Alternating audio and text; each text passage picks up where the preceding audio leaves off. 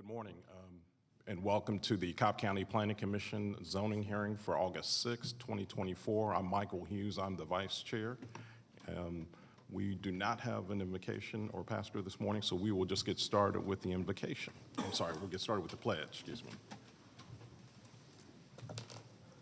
I pledge allegiance to the flag of the United States of America and to the republic for which it stands, one nation, under God, indivisible, with liberty and justice for all.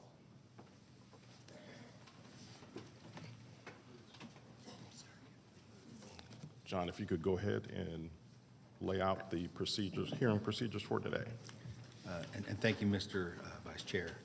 Today's hearing will be conducted with the following process and procedure. Each case will be called in numerical order. We would ask that when the case is called, that the applicant please stand and raise their hand to show that they are in attendance. After that, we're going to call to see if there's anyone here opposed to that specific case. We would also ask that the opposition please stand and raise their hand so they can be counted for the official record. Then after recognizing both parties will be asked to come forward to be sworn in. The applicant will testify first, and then the opposition, if any, will testify second. It's important to note that each side only gets 10 minutes in total for their time. There's not a process to reserve your time, and there's not a rebuttal process. So you want to convey all your information to the board within your 10-minute time period. Additionally, if there's more than one person who wishes to speak on the case, you may want to coordinate with each other about what you're going to talk about, because each side only gets 10 minutes, and you don't want to cover the same information over and over. After that, the board will start to discuss the case at hand. From the discussion, they may ask one or more speakers to come back to the front for additional comments or questions. Then the board will make a decision to either hold, continue, approve, or deny the case on the agenda. There are 6 cases on today's printed agenda which have been continued or held, and these cases will not be heard today. First case is rezoning case Z2 of 2024, Flournoy Development Group, LLC. This case was continued by the staff until the September 3rd, 2024 Planning Commission zoning hearing. So Z2 of 2024 will not be heard today. Rezoning case Z39 of 2024, Asher Homes, Inc., LLC. This case was continued by the staff until the September 3rd, 2024 Planning Commission zoning hearing. So Z39 of 2024 will not be heard today. Rezoning case Z40 of 2024, Elite Engineering. This case was continued by the staff until the September 3rd, 2024 Planning Commission zoning hearing. So Z40 of 2024 will not be heard today. Rezoning case Z43 of 2024, Campus Realty Advisors, LLC. This case was continued by the staff until the September 3rd, 2024 Planning Commission zoning hearing. So Z43 of 2024 will not be heard today. Rezoning case Z44 of 2024, Manor Restorations, LLC. This case was continued by the staff until the September 3rd, 2024 Planning Commission zoning hearing. So Z44 of 2024 will not be heard today.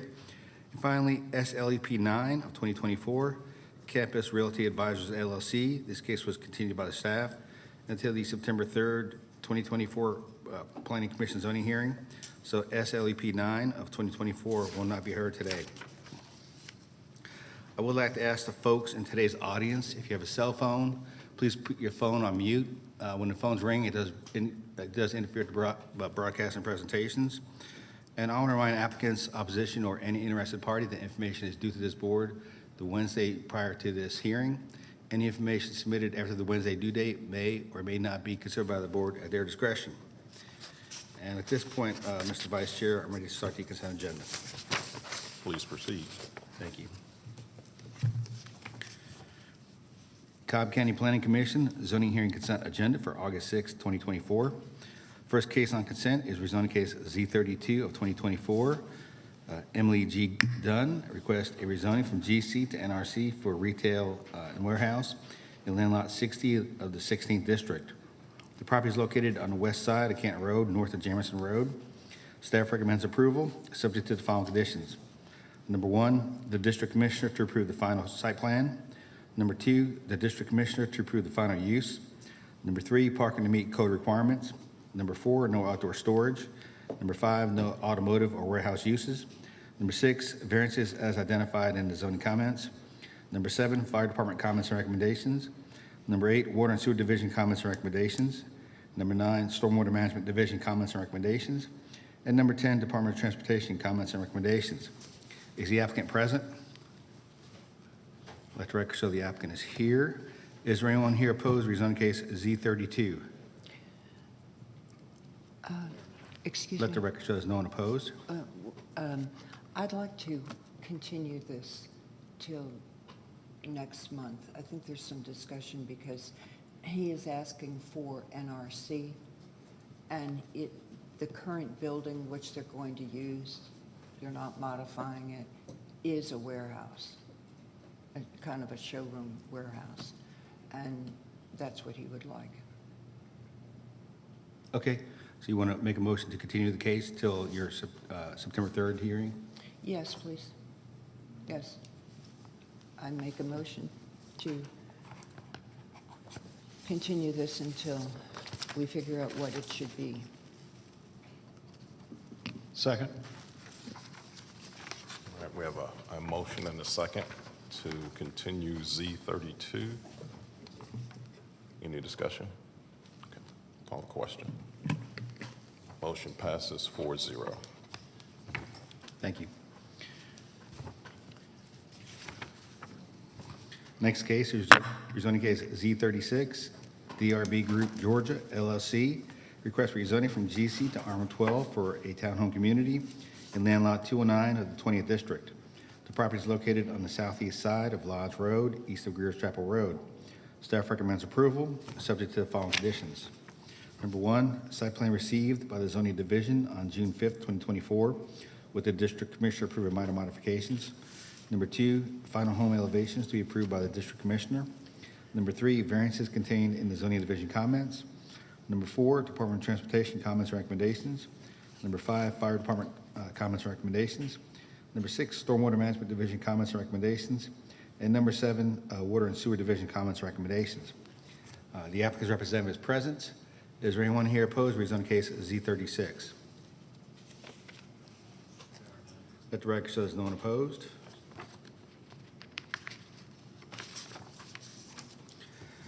Rezone case Z38, Murray D. Gray III, request a rezoning from R80 to R40 for a single-family residence in land lot 1260 of the 16th District. The property is located on the east side of Atlanta Country Club Drive and on the south side of Pepper Mill Road. Staff recommends approval, subject to the following conditions. Number 1, Fire Department comments and recommendations. Number 2, Water and Sewer Division comments and recommendations. Number 3, Stormwater Management Division comments and recommendations. Number 4, Department of Transportation comments and recommendations. And number 5, Site Plan Review comments and recommendations. Is the applicant present? Let the record show the applicant is here. Is there anyone here opposed to rezone case Z38? So we have one. So pull that one off consent, Mr. Vice Chair, and put that on regular agenda. Okay. All right. Next case is LEP 24. Doris LeBoy requests a temporary land use permit renewal for a daycare in land lot 87 of the 17th District. The property is located on the south side of Windy Hill Road and on the west side of Favor Road. Staff recommends approval for 24 months, subject to the following conditions. Number 1, site plan received by the zoning division on May 21st, 2024, with the district commissioner approving minor modifications. Number 2, maximum of 47 children. Number 3, Austell Road design guidelines must be met for any future site improvements. Number 4, Fire Department comments and recommendations. Number 5, Stormwater Management Division comments and recommendations. Number 6, Water and Sewer Division comments and recommendations. And number 7, Department of Transportation comments and recommendations. Is the applicant present? Let the record show the applicant is here. Is there anyone here opposed to LEP 24? Let the record show there's no one opposed. And last item on consent is SLEP 8, Blake Bondurant. Request a special land use permit for a baseball complex in land lots 86 and 87 of the 16th District. The property is located on the south side of Jamerson Road and on the east side of Lake Drive and on the west side of Lee Waters Road. Staff recommends approval, subject to the following conditions. Number 1, site plan received by the zoning division dated July 1st, 2024, with the district commissioner approving minor modifications. Number 2, district commissioner to approve the final building architecture and elevations. Number 3, variances as stated in the zoning comments. Number 4, the fire department comments and recommendations. Number 5, Water and Sewer Division comments and recommendations. Number 6, Department of Transportation comments and recommendations. And number 7, Stormwater Management Division comments and recommendations. Is the applicant present? The applicant is outside talking to a person who is in favor of the complex, but she has difficulty with the traffic. Let me ask this one question first. Is anyone here opposed to this case? We have one person opposed anyway, so we'll pull this one off consent and put it in its regular order. And Mr. Chair, Mr. Vice Chair, and Planning Commission, that concludes the consent agenda. All right, we'll need a motion to approve the consent agenda as revised. Motion to approve the consent agenda as revised. Second. All right, we have a motion and a second. Any discussion? Call the question. Motion is approved. Okay, so the applicants for Z38, Murray D. Gray III, and SLEP 8 of 2024, Blake Bondurant, please stay here in the room, and we'll hear those cases in their regular order on the agenda. All right. Moving into the held and continued cases. First case we're going to hear is rezoning case Z9 of 2024. Thomas Orrick requests a rezoning from CRC and R20 to RM8 for a townhome community and land lot 1300 of the 19th District. The property is located on the northwest corner of Veterans Memorial Highway and Burris Road. The applicant is present. Is there anyone here opposed to rezoning case Z9? 2? Okay, let the record show there's 2 people here opposed. All those who wish to address the board, please come forward and be sworn in.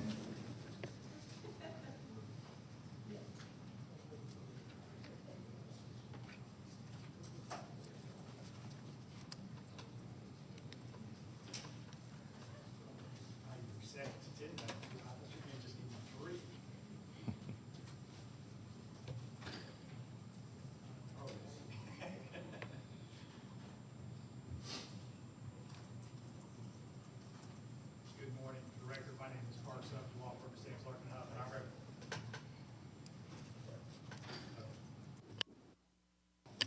There we go. Y'all hear me now?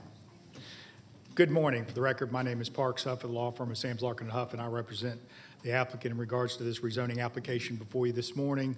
The subject property is a piece of property at the intersection of Burris Road and Veterans Memorial Highway. You can see it depicted there. It's actually 2 separate parcels. It is zoned CRC. It is currently developed with a very old and very unkempt building that was there when my client purchased the property.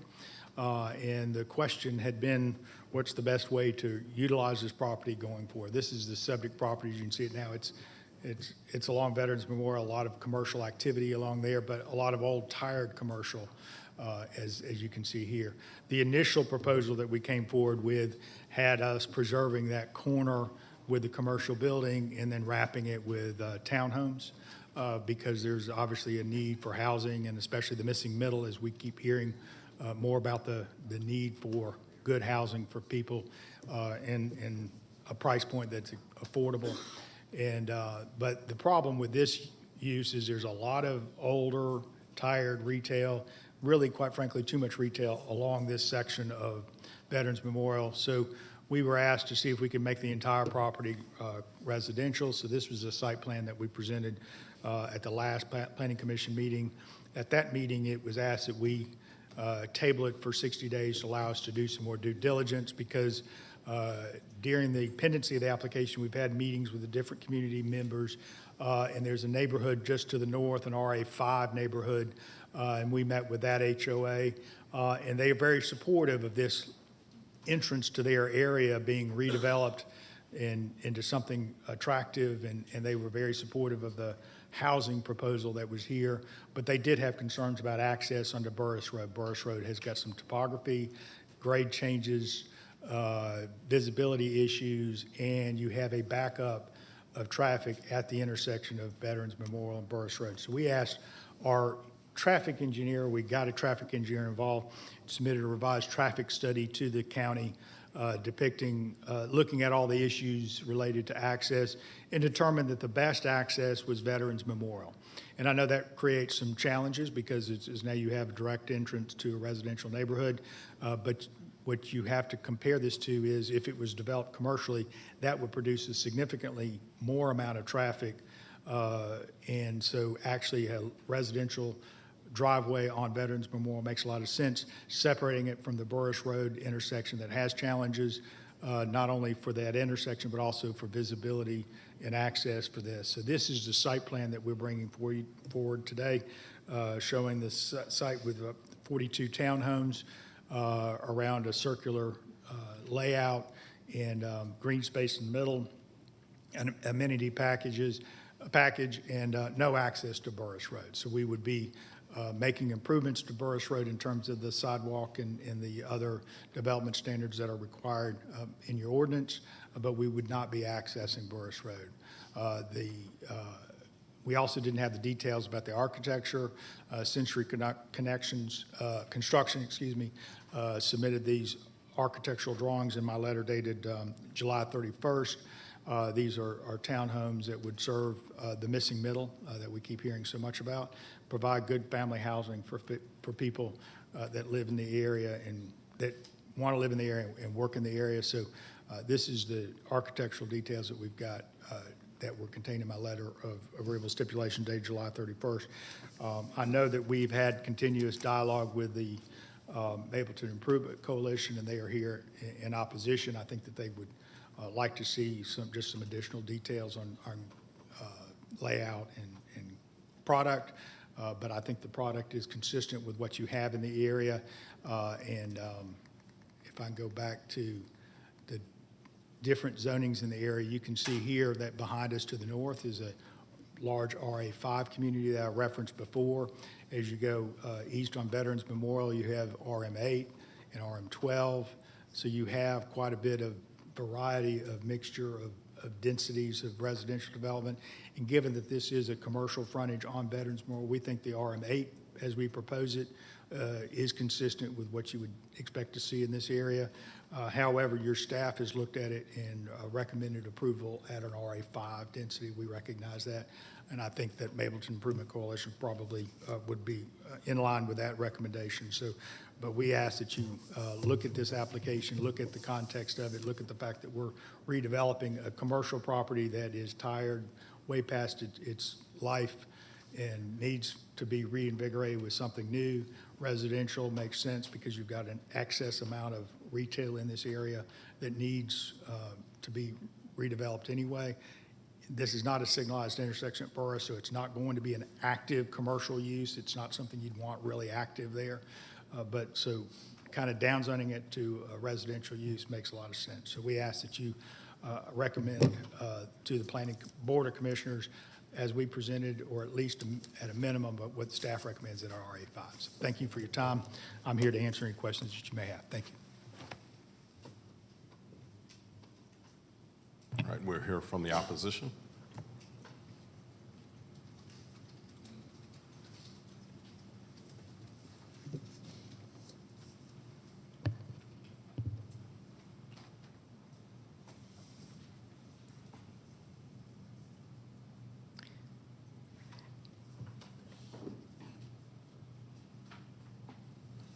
There we go. Thanks. My name is Robin Meyer. I co-chair the Zoning Committee for the Mapleton Improvement Coalition. We're here today to ask that you recommend denial of this application as it sits now. As Mr. Huff has pointed out to you, this is blighted commercial property, but with a fair amount of highway frontage. We like the idea of redeveloping this property as residential, and we very much encouraged inclusion of that corner property in the residential development. But to achieve success with this property requires some excellent and imaginative design, and we have not seen that yet. This is a parcel that is sandwiched between the Chattahoochee Tech campus and other tired commercial on Veterans Memorial Highway. So what happens here needs to be attractive, and it needs to be something that is going to endure.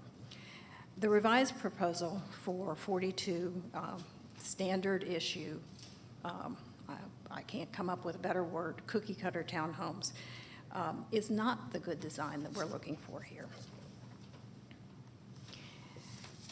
This site plan is essentially multiple blocks of 6 townhomes repeated over and over with very little architectural interest. The elevations that you've seen and that we've seen are being built all over the county and certainly all over Mableton. There are hundreds of similar townhomes, either recently constructed or under construction within a mile of this property. We agree that the missing middle needs housing, but this is more of the same of what we have, and it is not going to be in the middle. Townhomes in this of this size and of this design are consistently selling for $400,000. That is not missing middle housing.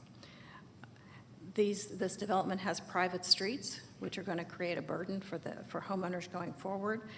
Unlike recent cases that we've seen, there's no provision here for special reserves for road maintenance, which is something that we would look for in every new development that has private streets. The site plan has an optimistically small stormwater detention area, which gives the impression that there's more green space than is likely to exist in the final plan. There are no amenities specified in the stipulation letter. There's no limitation on rentals, no requirement that the garages be used for parking. And the traffic access study filed by the applicant raises more questions than it answers. I am about as far from a traffic engineer as you can get, but I hope that there will be some discussion with the DOT representative to sort out exactly what the issues are that remain with the access to Veterans Memorial. We do think that the access to Veterans Memorial makes good sense, and so we're happy to see that, but certainly we need to sort out what those issues are. The one thing that we do notice is that in the prior site plan and discussions with the community, there was a promised widening of Burris Road. Burris is relatively narrow. I guess it meets the exact standard, but for the level of traffic that exists on it now, that it certainly could use a couple more feet. This applicant is proposing curb, gutter, and sidewalk on Burris, but if that sort of engineering is underway, we think adding a couple more feet of pavement is something that should take place as well. But perhaps most concerning is that since a community meeting last spring at the Escalades clubhouse, the Escalades is the large new subdivision directly to the north of this property on Burris Road. Since that community meeting, there has been, to our knowledge, no communication from the applicant with that neighborhood. We attended that meeting, and Mr. Huff, Commissioner Sheffield, the applicant, and the property owner were all there. I would describe the community's reaction to this development as mixed. I think they were open to the idea of townhomes on this property, but they had a lot of questions, and I don't think that those questions have been answered, and certainly not with the kind of communication that we expected. There were certainly hints that there would be another community meeting, certainly that there would be conversation of some sort as to how the plan shook out. So that leaves us in a position of today having to recommend that you recommend denial of this application if a decision is going to be made today. This is how the property looks today. The current property owner has owned it for several years. Certainly time enough to get it looking a little bit better than it does. So much as we would like to see something different at this location, as this plan sits now, this is not it. Thank you. Thank you. All right. If there's no other opposition, this is in District 4, and I will lead the discussion on this. If I could have the applicant come back up, please.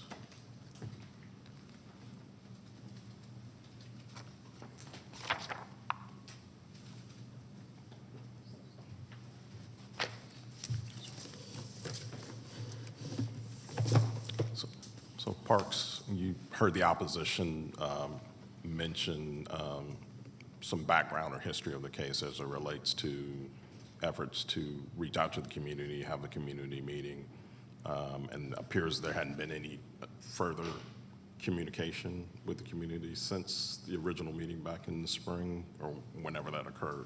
Yeah. Is there a reason for that? And are you open to a dialogue? Yeah, we're certainly open to a dialogue. As I understood that meeting, their primary concern was Burris Road, because their neighborhood, basically, that's their best way out, is Burris Road to veterans. And they had concerns about how that would access it and whether it would cause them further problem at Burris Road. So that's when we started looking at, is there a better way to access the property or more appropriate way to access it? So we moved it. So I did not realize that they, when we resolved that question and concern, I didn't know that they had other questions and concerns, but we'll be glad to continue the dialogue with them as you deem appropriate. Okay. And then there was a reference made to, I guess, the most recent access study done by the client's engineer that seems to come up, I think Cobb DOT, and I'm going to have them come up in a minute, but seems to come up a little short on some of the analysis. Can you address that a little bit? Yes, I can. First off, this is a development that generally does not require traffic study because of the size of the development. We went ahead and did a traffic study because we had real questions about how to access the property, and we were showing access on Burris, but if site distance wasn't achievable, that wasn't going to happen. So we needed to address that and figure that out. The deficiencies in the study was, number one, he didn't have the traffic, the number of units did not match the site plan. That he actually used a higher number, so it's actually a lower number, so that's actually in our favor. The other questions would be dealt with at plan review. This would be accessing off Veterans Memorial. I believe it would be GDOT purview, so we'd have to be submitting everything for GDOT to review and approve. And your staff has obviously noted that we would probably require a deceleration lane and all that kind of stuff.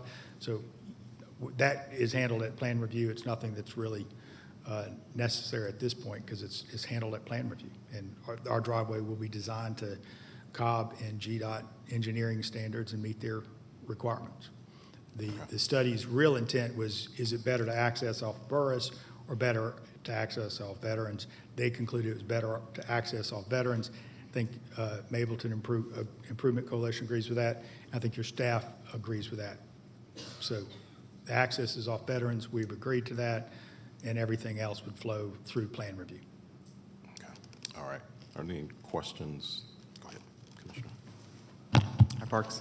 I just wanted to understand would you be amenable to having a rental restriction? Yes, 10% rental restriction would be perfectly acceptable. Okay. And rental restriction? Great. Thank you. and we would also agree to a reserve fund for the roads. For the private streets. roads. Private streets. Yep. Okay. All right. Any other questions for Parks? Okay. Thank you. Stay nearby because I may have some other questions. If I could have Cobb DOT come up.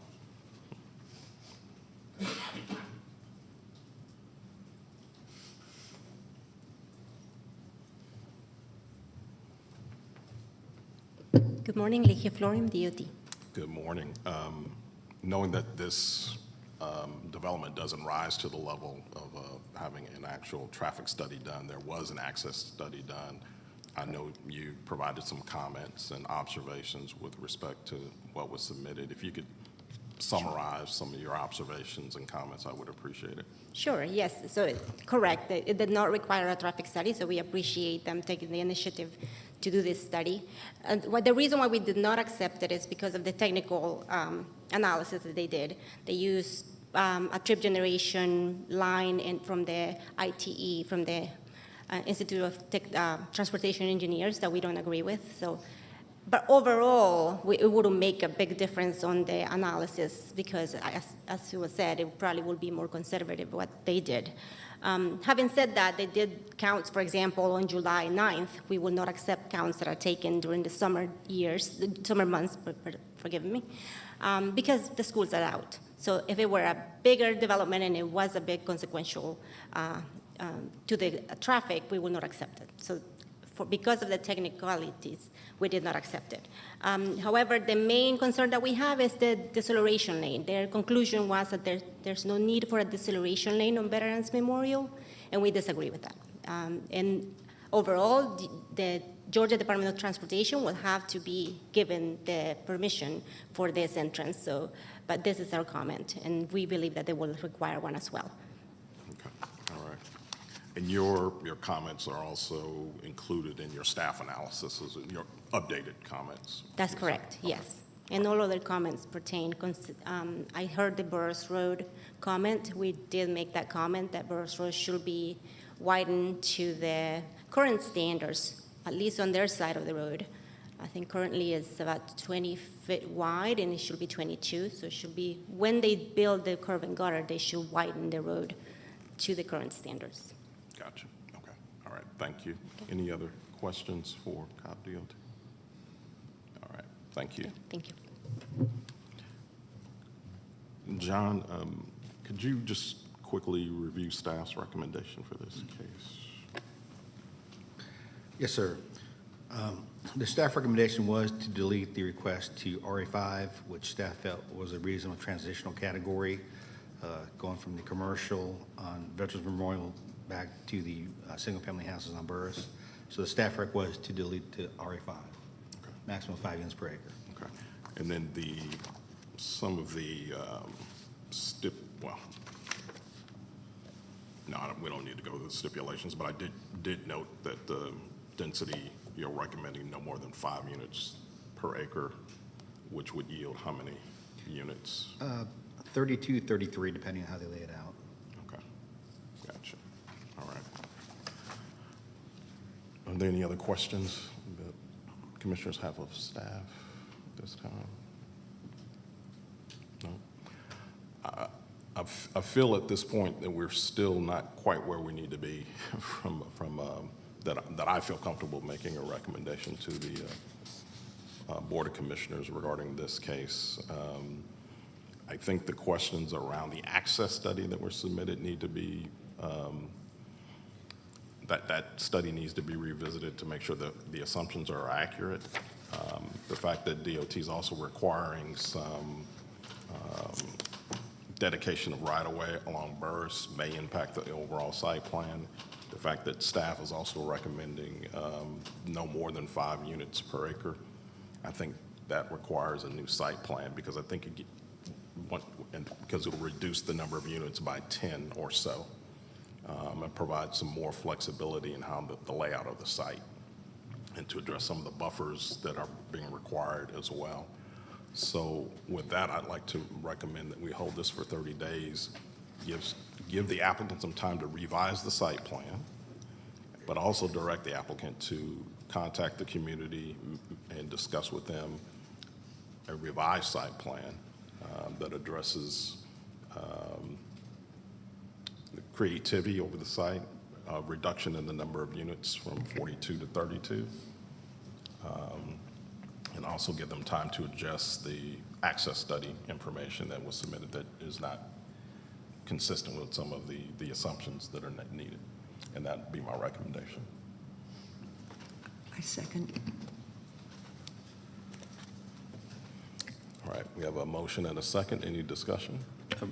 Only thing I would add to the list was for the site plan addressing the stormwater Yes. placement and sizing, And as well addressing as the stormwater placement and size. more detail on the elevations. Yes. You got that? Added. Okay. All right. Any further discussion? Call the question. Motion's approved 4-0.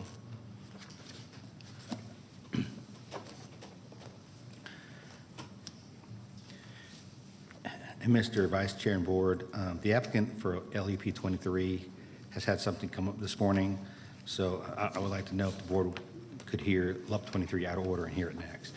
Yes. Okay.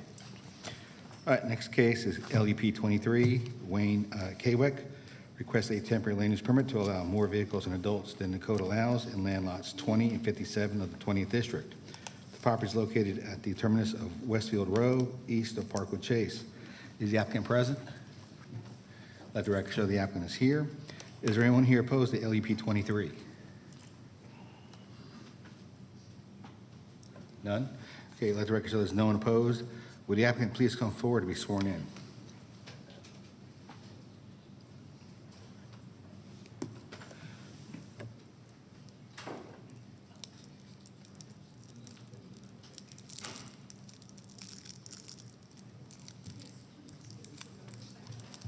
Good morning. Do I start now? Yes. Okay. So we have requested, If you could state your name for the record. my name is Marnie Kovic. I'm here on behalf of my father, Wayne Kovic, who currently resides at 882 Westfield Row. The reason we're here today is that we have been receiving several citations from code enforcement concerning the fact that we have additional cars at our house that do not meet the criteria within Cobb County. So even though we can meet the criteria of the 4 vehicles within the driveway with some working around, the main reason is not to continue to get violations from code enforcement. The reason that we're asking for this exception is we have fallen upon some hard times. My father does have metastasized melanoma, which is within his body, and it is on his brain. We've been dealing with this for the last 2 years, and medically, it has become quite a challenge. I'm an only child. His wife had passed away 2 years ago from a terminal illness, and my mom was staying there, and I had to put her into a nursing home in January. Currently at the house, I have my son living there, my cousin, which is his niece, and then I have 2 other residents living in the in-law suite. So we do violate having additional family members or non-residents within the household. The reason that they are there is that they do provide additional assistance for my dad, relieving me of some of the burden of making sure that he can not only get to his doctor's appointments, the grocery store. He's not allowed to drive. He does have cancer on the brain, which causes brain seizures. So it is illegal in the state of Georgia for him to get behind a vehicle, which of course puts quite a burden onto me to ensure that he can be taken care of medically. We had him on Medicaid, and he was kicked off when my stepmom died because he now got her Social Security, and he no longer qualified for the state, so we don't get any assistance from the state because he does make several $100s too much above the Georgia federal poverty limit. I know it's quite an exception. We do our very best. We've had some violations of trash and everything. My son is living there now, and we're doing our best to, get everything up to date. But that is the main reason for my case today. And I hope that you guys would hear that and grant us an exception. All right, thank you. Was there any opposition? Okay. This case.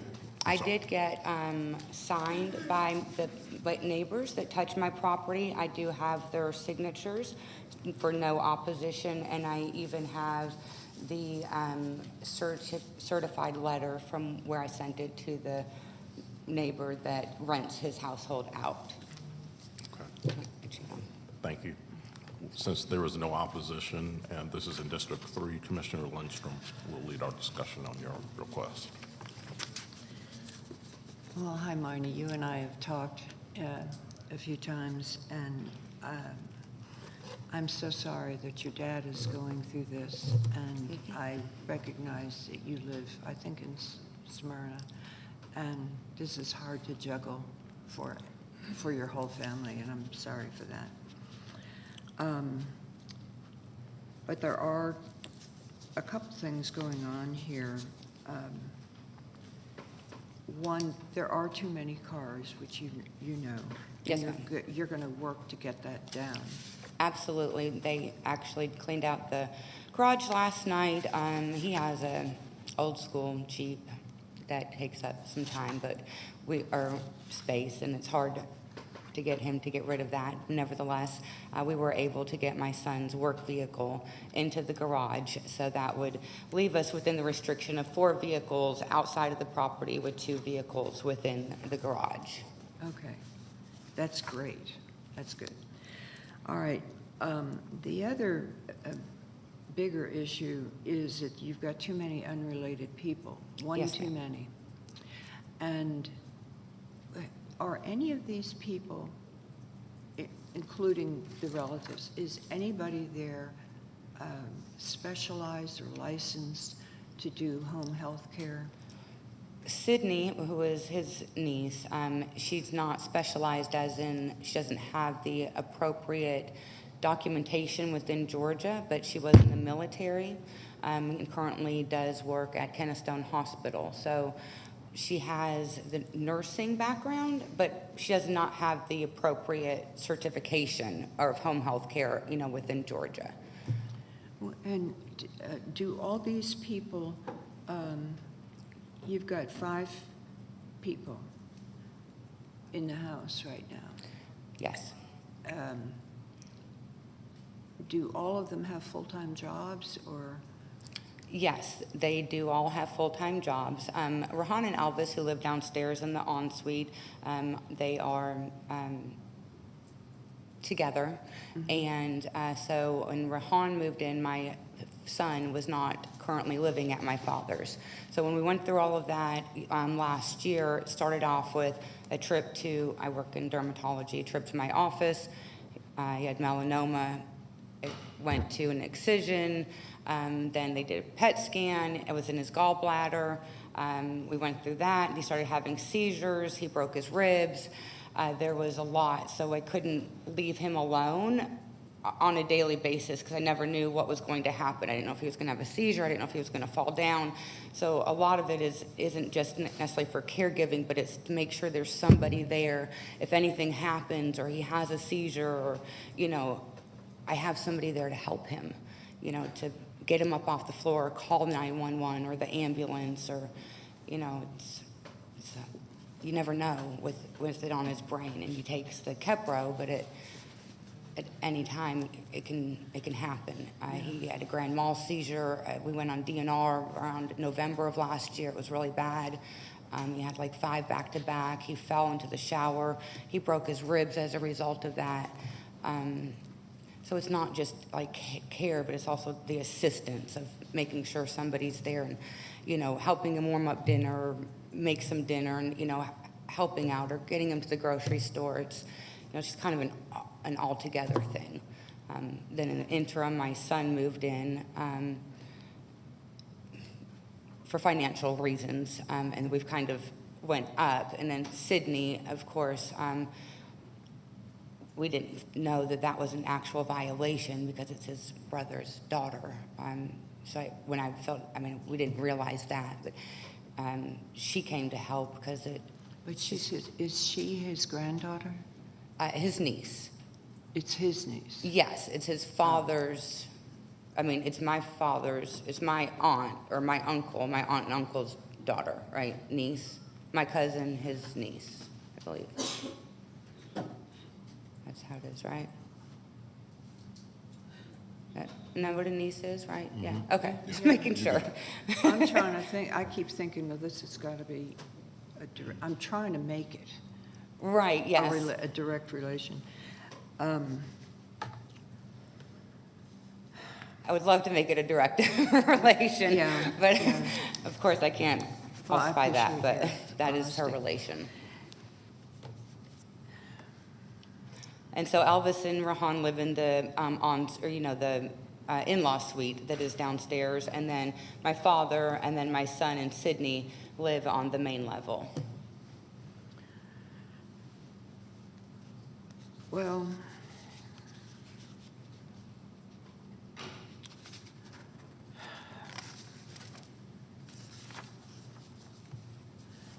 to go by the book, I would have to deny it because of the extra people. But I am concerned about your father, that there's no one, he's not getting. It's hard. And Yeah. there are services, and I know you were telling me about a lot yesterday, and I was at work, so I couldn't have a real open Yeah. conversation because nobody at work really knows about, it's nobody's business at work of what I'm, dealing with personally. Well. But I have tried, and during the pandemic, a lot of that stuff was closed down. Now, he's in Ackworth, right? So Cobb County is very big, and you have tendrils within Cobb County. So it also depends on where you're at within Cobb County to what's available to you. The Ackworth part, they closed a lot of their stuff down and they never reopened it after the pandemic. I guess they just figured people don't need help. Ride shares are only so effective. The majority of them he could do anything like maybe within the city of Marietta or, down here, they don't come that far to go get him. There's, mileage restrictions. Financial assistance has been hard. I mean, we have probably over $60,000 in medical debt because of all of his cancer treatments. Marnie, does this rent that you received, does that help him live? Absolutely. Well, The additional and then the help. I mean, the only other thing then is for me to move in there, and then I have my mom who's in nursing home, and they're about to release her from the nursing home because she's gotten better since living there. So she's going to have to live with me. It's like I just need help. I just need like an exception. yeah. Well, I've got two things. There is a number that I gave you last night. Yes, ma'am. For Cobb County has fantastic services for seniors, and it's finding the right ones. There might be multiple places, services that can help you. And I gave you a phone number for care management. Yes, ma'am. And I hope you'll call them, and it may take a week for them to get back to you, but that would be great.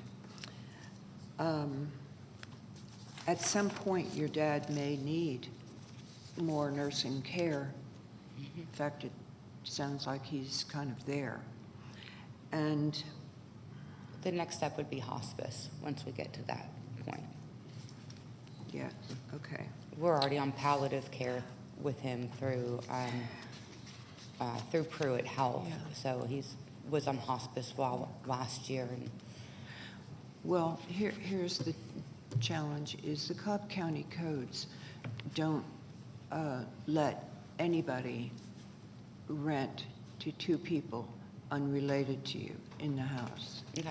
So, like for students, you could rent it to one student. You don't have any students, but you could rent it to one person, one outside person, but not these two. What I would,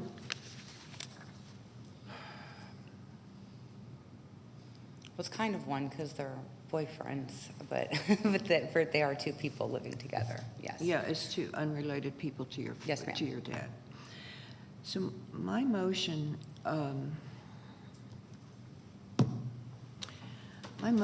is, this sounds so heartless, but it is to deny the request. But, before I make a motion, does anyone have any questions for discussions? I don't have one for the applicant, I have one for Mr. Peterson. I have one for Mr. Peterson. Okay. My recollection is that previously in my district, we've allowed exceptions for caregivers under similar circumstances. Can you just comment on what you've seen us do, observed over the last several years? Yes, and your recollection is correct, Commissioner Boulogne. It's probably happened in other districts also over the past 2 or 3 years, but the board has allowed caregivers to live as an extra 1 or 2 people to help the people in the house with their medical needs. And we haven't restricted that only to people that have medical certifications. I don't believe so. But just having an extra person in the house seems to help out with, what they may need, whether it's cooking or cleaning or helping them to and from the store. And we have limited those to, it's always 24 months or less, correct? Normally for the first one, it's 12 months, just to make 12 sure months. everything works out and there's no complaints. Okay, thank you. Well, that was informative. Thank you, Fred. And thank you, John. One other, One more comment. Yeah. just to latch onto that point, John, I seem to recall when we've done that, it's been as long as the current residents are in the house. Is that a fair recollection?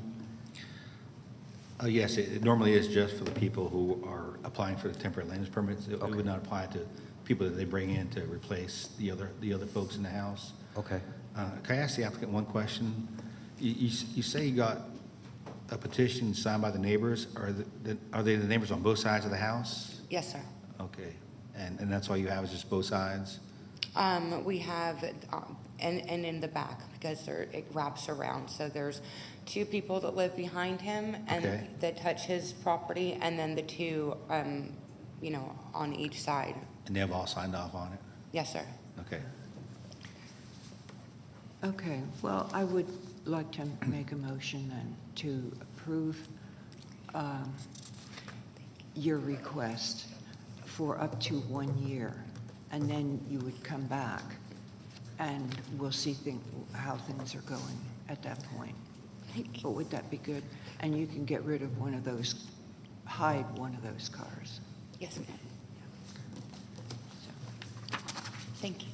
that is, well, we've got to get the approval here. We have a Second. motion and we have Second?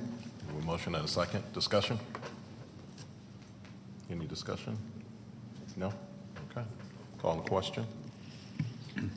Motion passes 4-0. Okay. And- Thank you. And come back in 2 weeks, Marnie, okay, for the Yes. board's decision. Thank you. You guys have a wonderful day. You have a good day. Thank you. Okay, next case we're going to hear is rezoning case C35. Chuck Owozu requests a rezoning from RA6 and NRC to RSL for a residential senior living facility, which is supportive units in land lots 621, 638, 639 of the 19th District. The property is located on the east side of Powder Springs Road and on the northeast side of Pear Road. Is the applicant present? Is the applicant here? Z35 Chuck Owuzu? Is anyone here opposed? Mr. Vice Chair, the applicant is not present and there is no one opposed. So we can try to call the applicant and have him here before the end of the hearing, or we can continue the case. If you could try to reach out to him, and we can see if you can reach him by phone or something Okay. like that, and then we'll continue on the next case. All right, so we'll hold off on that one and address it later on in the hearing. Next case we're going to hear is rezoning case Z37, Bosco IKEA Cananum, request a rezoning from R20 to O&I for a doctor's office in land lot 1006 of the 19th District. The property is located on the west side of Austell Road, north of Drennan Avenue. Is the applicant present?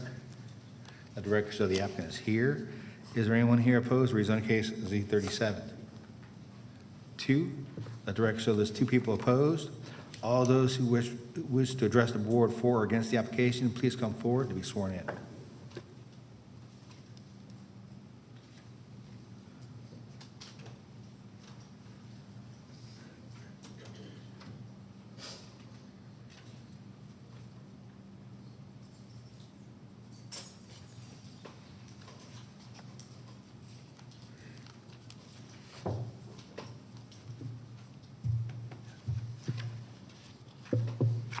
Hello, sir. How are you? You can go ahead and begin.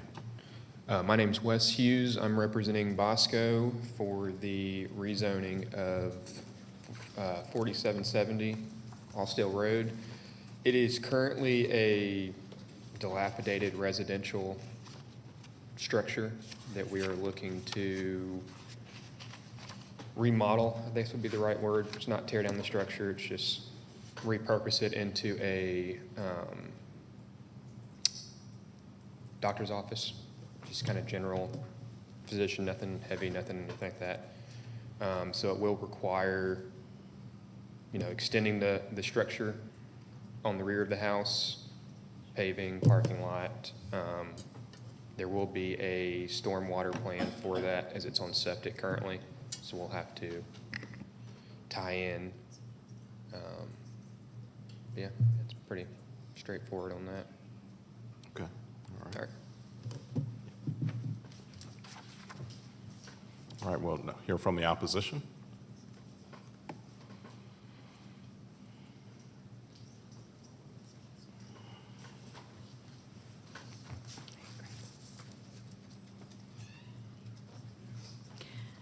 My name is Robin Meyer, and I co-chair the Zoning Committee for the Mableton Improvement Coalition. Although today if a decision is made today, we would have to recommend denial. We do support the idea of repurposing this home into a medical office. We also think that the staff recommendation for the category being LRO is a good one, and we would support that as well. But there's some details that remain unanswered and that we hope we can get clarified before this case moves on to the Board of Commissioners. As it sits now, the site plan has a variance for the buffer on the southern property line that's adjacent to single-family homes.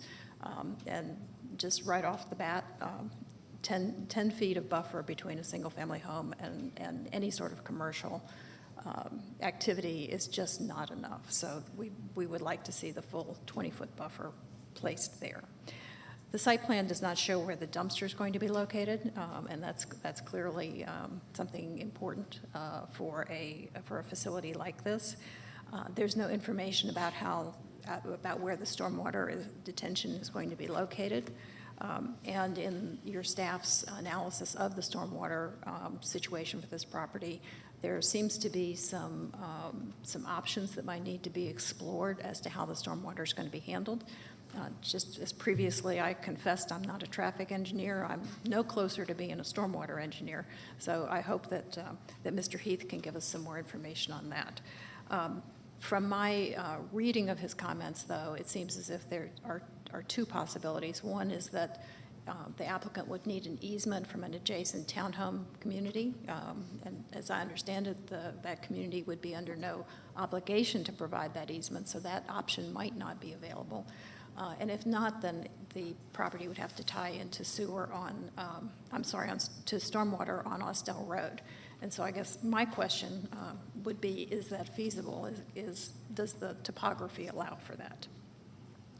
The DOT comments are fairly extensive about the location of parking spaces too close to the entrance, and raises the issue, although we're not sure that it would necessarily be feasible, as to whether there could be combined access for this property with the Wellstar medical office to the north. Again, it would be good to know from the applicant and from DOT as to whether or not that actually is a viable option, because if so, that certainly is going to affect the layout of the site. The current site plan does not show a landscaping strip along Austell Road, and it does not show landscaping at all. We understand that's something that happens in plan review, but certainly at least a conceptual landscape plan is something we're used to seeing on a site plan. A member of the zoning committee had been in touch with the applicant, and we understood that elevations would be forthcoming, but we have not received them. We think it's important, given the prominence of this property on Austell Road, that there be some understanding of what this single-family brick ranch will look like when it turns into a medical office building. As it sits now, we agree that this is probably not a viable residential property for the future. We'd like to see this project work out, but at this point, there are just too many unknowns. Good public participation happens when the public has a concrete plan on which their comments can be formulated. So what we would really like to see is some of these issues worked out, a revised site plan brought forward with some elevations, some understanding of the plans for landscaping, and then we think it would be in a good situation for a decision to be made. But as I said at first, if a decision has to be made today, then our recommendation would be that you recommend denial. Thank you. Thank you.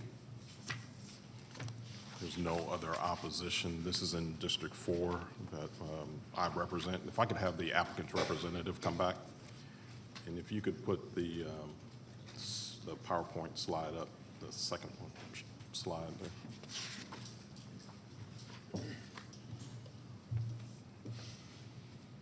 Yeah, that one. Thank you.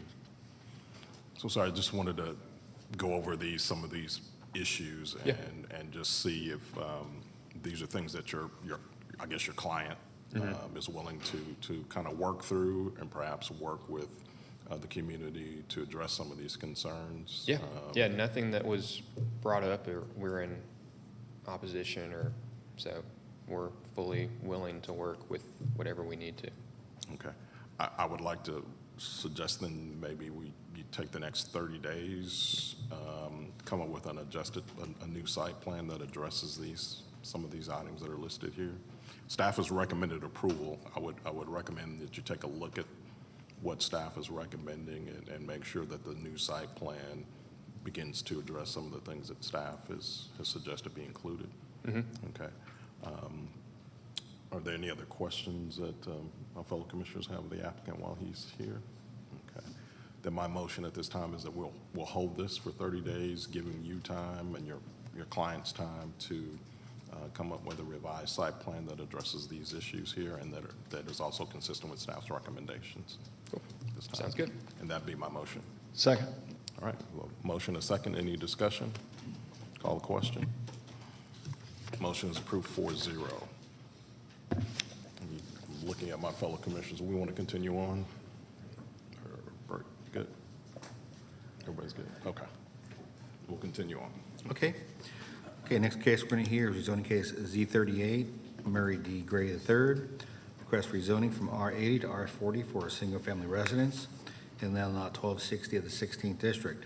The property is located on the east side of Atlanta Country Club Drive and on the south side of Pepper Mill Road.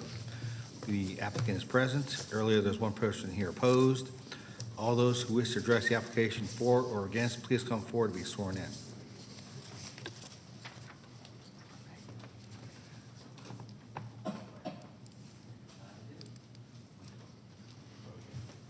Please begin. Parks.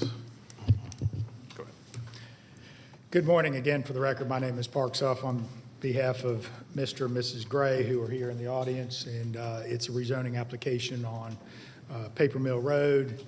It is currently zoned R80, but there is a very diverse amount of different zoning categories in the area. Directly to the south is a property set of properties zoned R30. To the east is a large R20 property. And in fact, the gentleman here who is opposed and is going to stand up after I speak is the property owner to the east with that R20 tract there. And if I can show that one a little bit there. Just, I didn't have it zoomed in. So you can see that that's the R80 piece that we want to rezone to R40, divided into two parcels. Current house on the back and would be allow an additional home on the front. Again, to the east is all zoned R20 and to the south is R30, and we're asking to go from R80 to R40. Yes, this is East Cobb and we're talking R40. And that's the reason why your staff recommended approval. If we go back to the presentation, that's the reason why your staff recommended approval is because this is consistent with your land use plan, consistent with the zoning in the area, and this is just a conceptual layout. Again, existing house in the back, home on the front. Again, keep in mind to the south is all R30, developed as R30 lots. So we're not talking about anything that's very different than what you have out there. As you go east, you have a continuation of R20, R15, until you get up to Johnson Ferry Road. So this is not inconsistent with what you have in the area.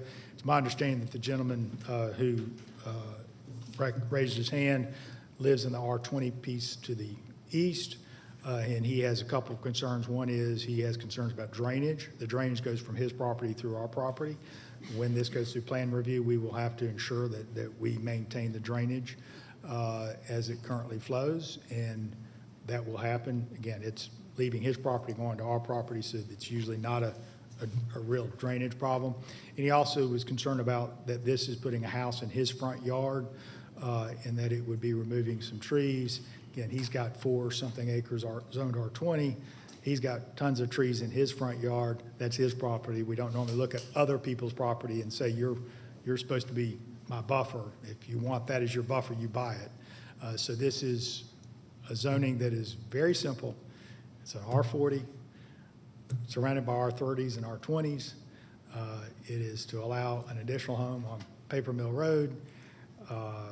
Staff recommends approval, and I could keep going on, but this is the most simple case I've ever had, because it makes total sense. Actually, you know, it would be consistent to even go to R20, but we're just going to R40 for another home on this lot. So appreciate your time. If the opposition has some questions that I did not address, please feel free to call me back up here and ask me questions about it. But this is, there's a reason why your staff recommended approval, because it makes sense, consistent with the land use plan, and it is constitutional right of a property owner to develop consistent with what's around, and this is what's going on here. So appreciate your time and your consideration of this case. Thank you. We'll hear from the opposition now.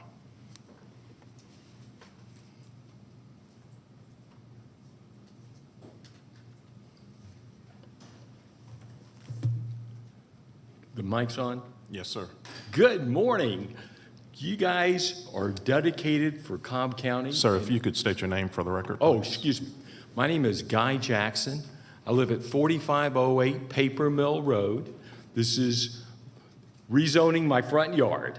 I have 4 acres on Paper Mill Road, all beautiful, fantastic forest, and my house winds back. I don't know whether you saw it or not. Winds back is 300 feet from the yard, from the street, and Mr. Gray's house. The folks who lived at the place before were there for many years. It was a dentist, and he had the 4 of the R80, and he went to rezone that. And I came to the Planning Commission and I said, please, that's my front yard. Please don't rezone this to our R40. And you guys agreed with me, and you rejected the change. And so the only thing I'm asking you is be consistent with what your prior ruling was. But the specifics of this situation, Mr. Gray bought the house a few years ago from the dentist that had lived there many, many years.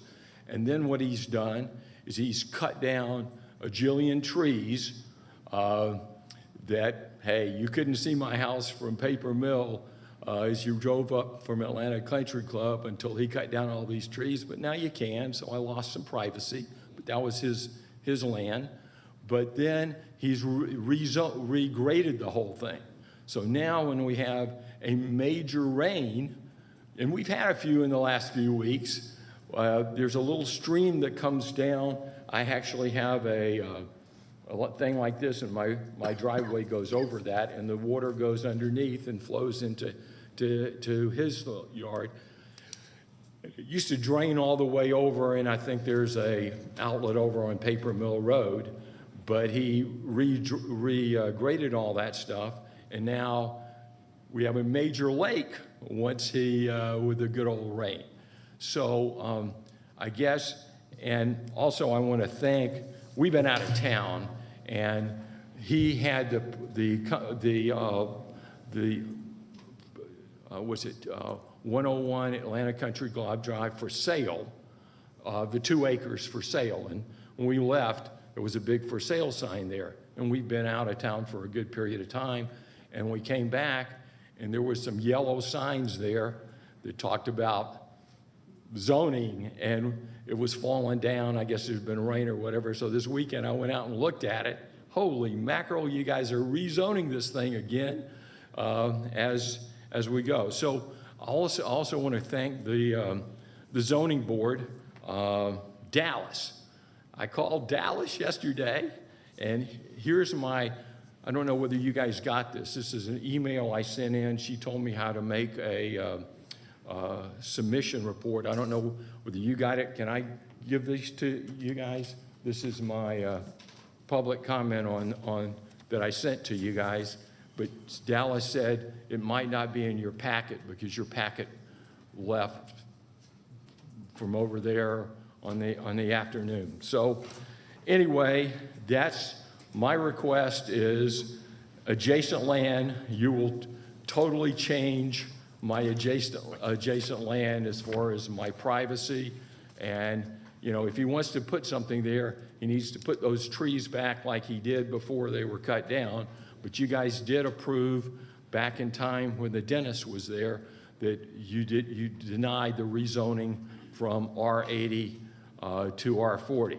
So Cobb County, I've been here 45 plus years, and we've got a little 4-acre oasis there, and we'd love to keep that. So I'm asking you to deny it, but if we move forward, he really needs to put those trees, some kind of privacy thing that he cut down, and the drainage situation.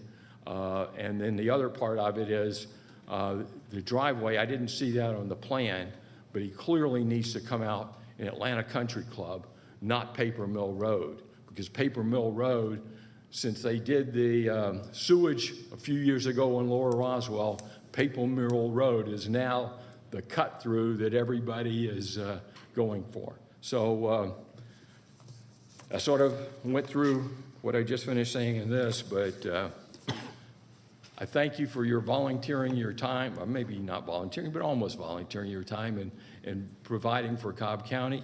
And I'm requesting you deny this and keep my 4-acre oasis intact.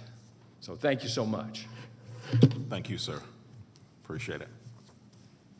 If there's no other opposition, this is in District 2, and we'll hear from Commissioner Anderson, who will lead the discussion. Excellent. Thank you, Commissioner Hughes. I have a question of John on planning.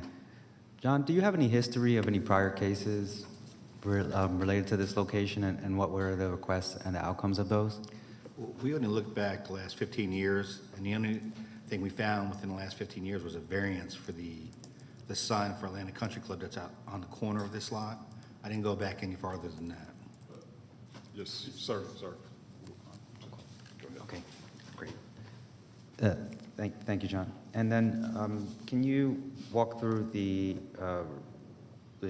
recommendation here on this one? Was there any additional comments that you had that were noted? I don't believe there were any variances required on Correct. this. There's no That's correct. variances. Okay, great. You know, as far as the staff recommendation is to approve it. Number one, because it's consistent with what's in the area. The area contains a mixture of R80, R20, and R30, including adjacent to this property. Number two, the property is VLDR in a land use plan, which is very low density residential, which allows densities up to 2 units per acre. The proposed density is less than 1, so it's right in the middle of where the future land use map anticipates the density being. I'm unaware of any issues with the drainage. You know, based on what the opposition says, I believe he says that if he says there's a drainage problem that's been caused by this property with the clearing that's been done, I believe him on face value, and that can be rectified with additional grading and some buffer planning along the east property line. Excellent. Thank you. Do any of my other fellow commissioners have questions of John? I do not. And can I call up the Mr. Jackson just for a moment, and then after that I'll call up stormwater, and had a couple questions there. So, Mr. Jackson, do you, in light of the comments from the planning staff, can you reference what case you were talking about? Yeah, yes, it is rezoning case 268 on December 2nd, 1981. And it's on the piece of paper here that when we went back through history on the website and we looked, because that was when the dentist who used to live there was going to rezone this. And we went down to the Planning Commission, and you guys denied his rezoning from R80 to R40. And that's what I'm asking you, is to continue the policy that, that you've approved. Okay. Thank you. Do any of my fellow commissioners have any other questions of Mr. Jackson? Great. Oh, you have one more question, sir. Sir? Mr. Jackson?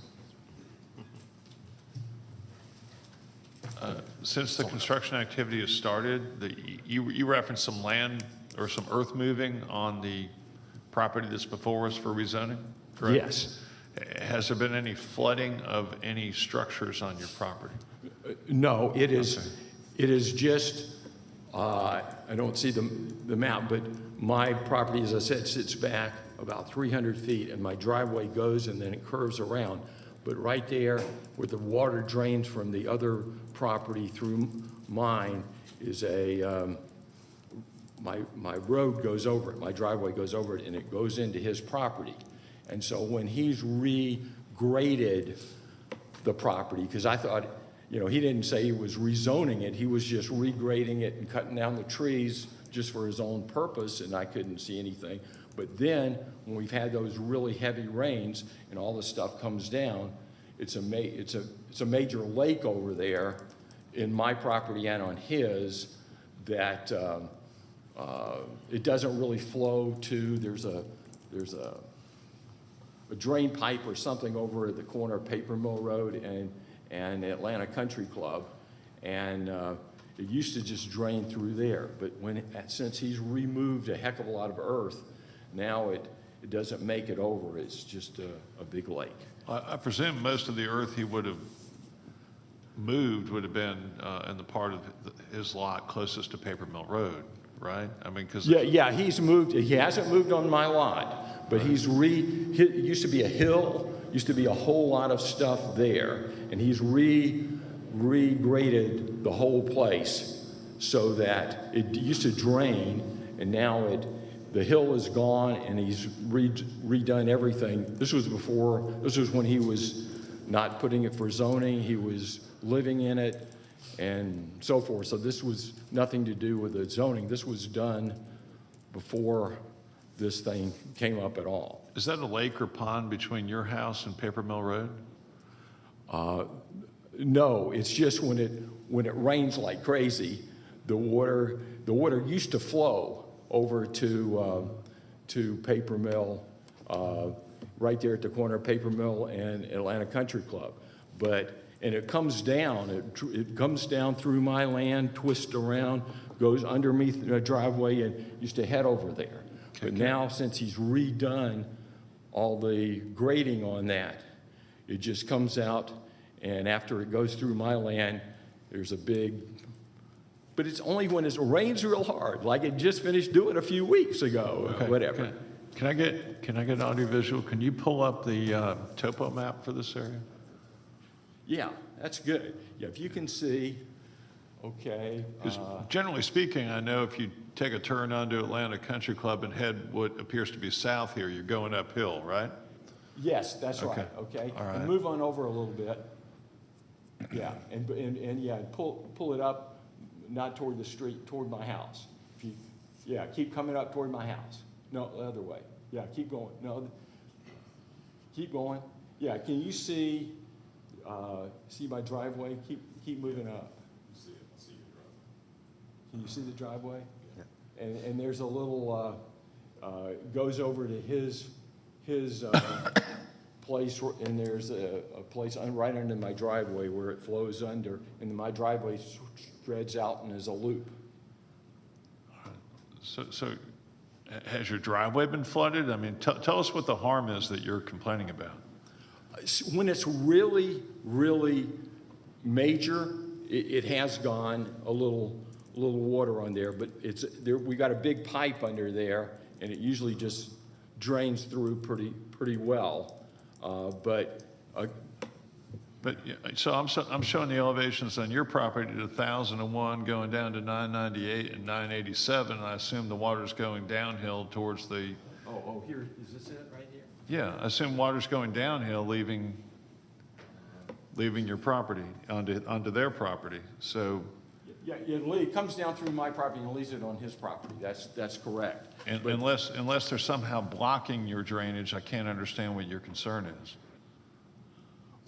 Well, what I'm saying is he's changed the topography or the whole drainage plan, and so therefore it stacks up. It's sort of like a lake now. It doesn't make it through. And so I have some pooled water on my property also because it is not allowed to flow all the way over when it rains really hard. Yeah. All right. All right, thank you. Thank No you. further questions of him. I had a quick question of Tim Davidson. Oh, well, Andrew, are we doing both sanitary and storm?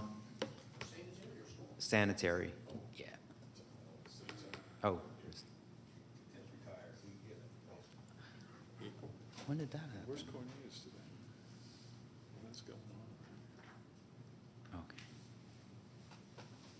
Tim slipped out on me.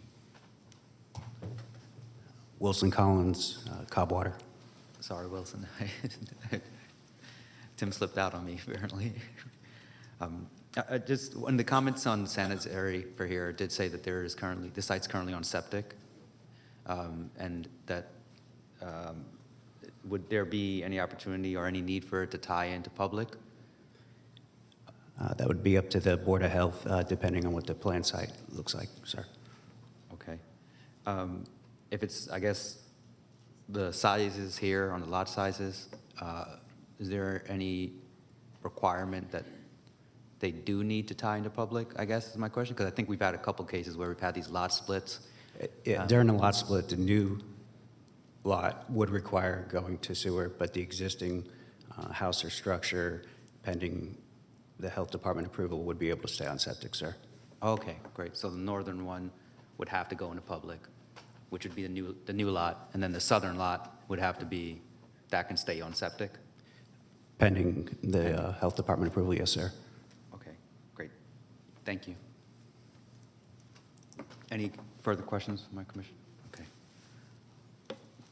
Now, stormwater. Andrew.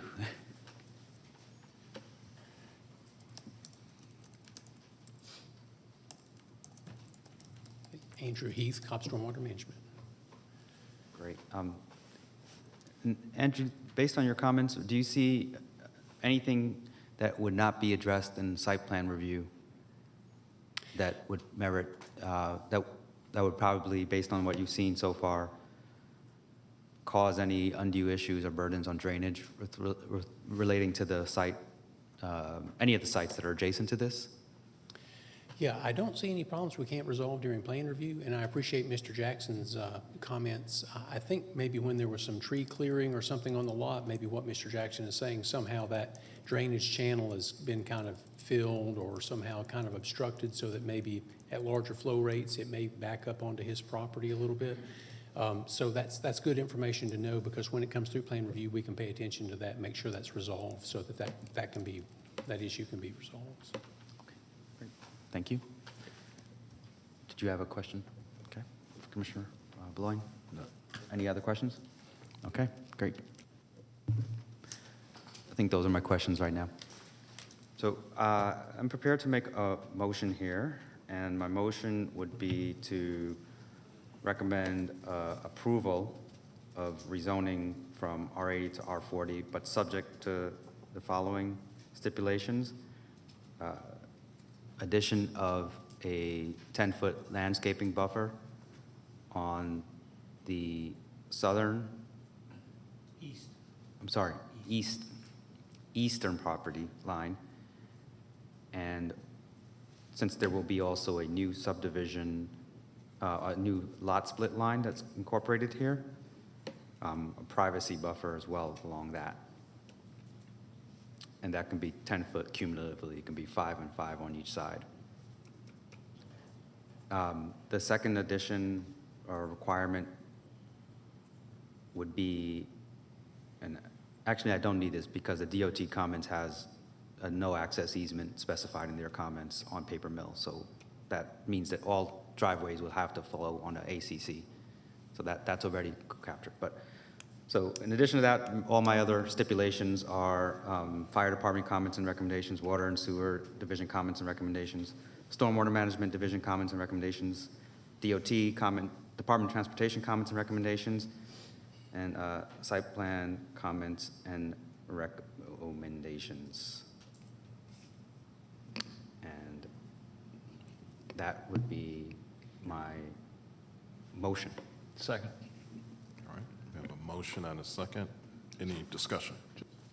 Just briefly, I understand from a longtime resident that, and I understand the way that looks there. It's kind of a grand entrance and you see stuff sitting way up on a hill. But I also understand that we have R30 immediately adjacent to this tract that's come in. So, and we need to take that into account. So I think the motion is fair. Before I vote, I'd like to interject a constitutional challenge. You're actually buffering an R40 property from an R20 property. That's an undue burden on this property owner. Why, you know, if he wants to rezone his property Mr. R40, Chairman. then let him rezone his property R40. Just out of If order. the applicant's attorney wants to speak, he needs to be invited up. Correct. No, he's your applicant. I would be open to the applicant coming up and providing commentary. Thank you. This is an R40 zoning. The adjacent property owner that would like the buffer is zoned R20.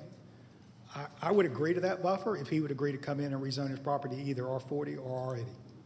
But otherwise, his property has a 10-foot setback, which is less than what we've got. And when he sells, it will be developed as R20. So why are you putting a burden on this property when it's a lower intensity zoning? Makes no sense. I would just raise that as a constitutional objection. I just wanted to note it for the record. Okay. All right, we have a motion and a second. Any further discussion? Just clarify, Mr. Peterson, did you have a comment on this? Okay. All right. We'll call the question. Call the question. I'm sorry. Motion is approved 4-0. Next case, sir.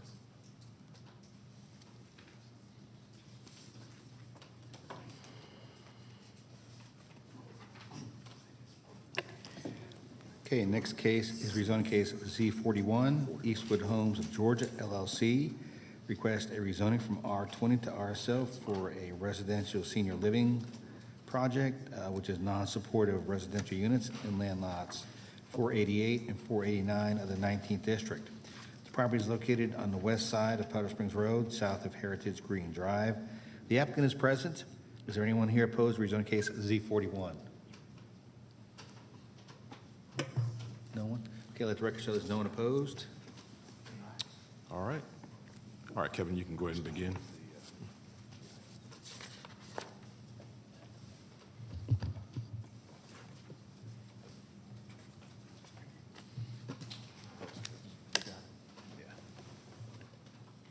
Just a little bit more.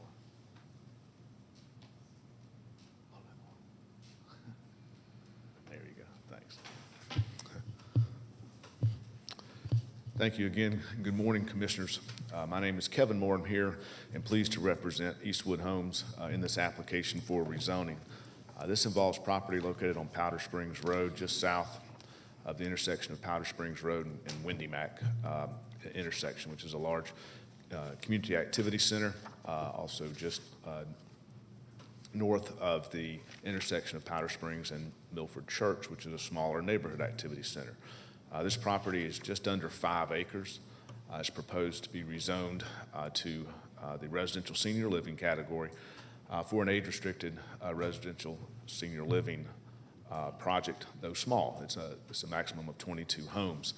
But I wanted to really show you where this property is located in terms of its really close proximity to 2 activity centers, one being the major, you can start to see it at the top of your screen, which is a fairly major community activity center in the area there at the intersection of Powder Springs and the Macklin Road Windy Hill intersection, which is a full grocery store, public shopping center, Chick-fil-A, post office, a fairly major activity center that this is really in close proximity to, as well as other offices and things like that, as well as a more minor neighborhood activity center just to the south. So it's very well positioned in terms of residential senior living in an age-restricted community because of its close proximity to those commercial centers and services.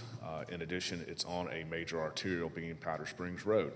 So it really checks for us a lot of boxes in terms of where it's located. Also, this property as a smaller piece, it's a 5-acre tract, just under 5 acres, there on Powder Springs Road. Yes, it's kind of somewhat wrapped on two sides by an R15 subdivision, but we believe proposing it as a residential senior living development, it provides for a much quieter neighbor to those R15 homes, and something that we can really put in there as a somewhat of a very small residential senior living community. Also along Powder Springs Road, there are a couple of other RSL communities that have been developed and very successfully in recent years. They're not clustered, it's just that there's a couple of others that are like this as well that have been highly successful and I think speak well for the acceptance of senior living in small pockets on Powder Springs Road that have just been very successful and executed very well. I want to turn now to the site plan so I can really show you how this one will fit together and I think fits with the concepts of RSL.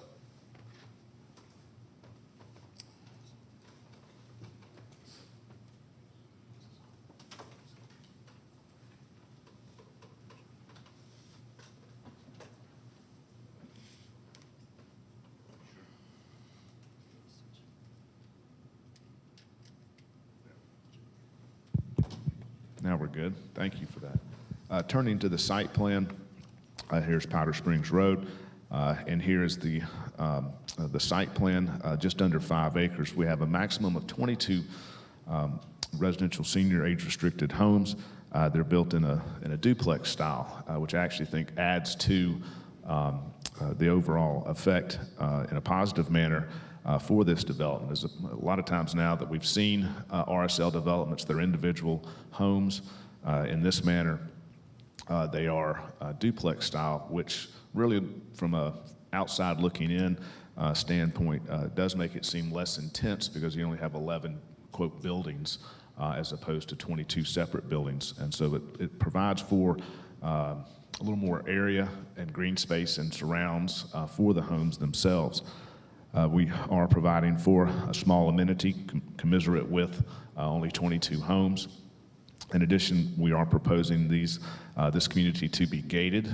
We think that that's an important aspect for this type of buyer, for an age-restricted senior living community. The aspect of safety and security is of paramount concern for them, and that just adds that piece to it from a marketing perspective and for the future residents as well. We do have a nice green space area and park area as well as amenity area that we've provided for in that location as well.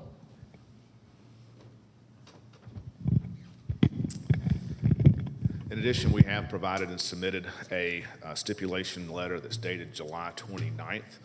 We have covered in that stipulation letter all of the items that you would expect to see and understand to see with this type of development. Number one, that it is age restricted. Number two, that it does have the strong homeowners association. Number three, since this will be gated with private streets, we have provided for the conditions and stipulations which set aside the road maintenance fund and also provide that the private streets will remain private in perpetuity, which is always a concern with Cobb DOT, that's established from the outset so that they don't have a request coming back in the future along those lines. And plus with this being gated, proposed to be gated, it requires it to be private, and we want to make sure we covered that aspect completely.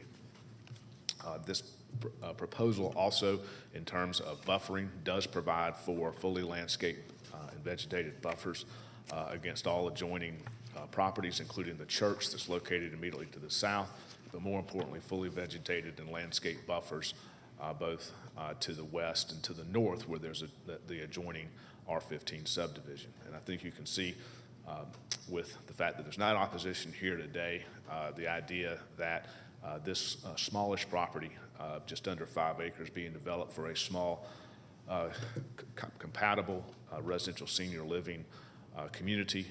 Just fits very, very well and fits in with what I think that folks who live there also would want to see as their neighbor. I'm here to answer any questions. Also, we have representatives here from Eastwood Homes to answer any questions that you may have that I can't answer. And with that, we would very much appreciate your recommendation of approval to the Board of Commissioners. Thank you. Thank you. There's no opposition here. This is in District 4, so I'll lead our discussion on this case. Kevin, just real quick, do you have any architectural elevations of what the? They are working on those, Okay. and with, especially in this district, I know that the district commissioner will have ultimate final approval of the elevations, but they've been working on those. They have a product they'd like to bring forward for this specific development. So the ones that they had from a couple of their others just wouldn't be reflecting what they truly intend to do here. So we're working on some of the things that we're aware of that are of particular concern to Commissioner Sheffield as well, so that those can hopefully marry up with her expectations. Okay. And the county's expectations for that, in that regard. Okay. And then I know you mentioned private streets, and I think in your stipulation letter, you included a provision there where you would do the third-party study and fund a reserve account or Yes. account for this. Yes, that's correct. There's two stipulations that are specific as to the private streets that the DOT seems to support, even though it doesn't want to necessarily seize private streets everywhere.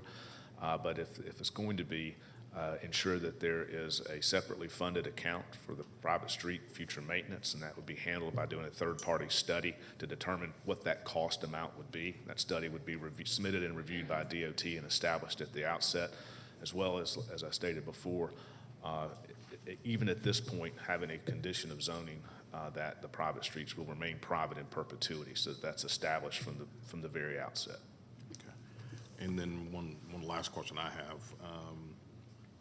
I know you talked about a mandatory homeowners association. You'll have declaration of covenants. Will there be a rental restriction in those covenants? Yes, under RSL by ordinance, there's a rental restriction in the RSL ordinance itself that prohibits rental. They have to be for sale only. Okay. All right. Those are all my questions of the applicant. Are there any other questions? Okay. Thank you, Kevin. Thank you for your consideration. Absolutely. Just quick from staff, John, what is staff's recommendation? The staff recommendation was to approve it, but with a maximum of 2.5 units per acre. Mr. Vice Chair. Okay. All right. Thank you.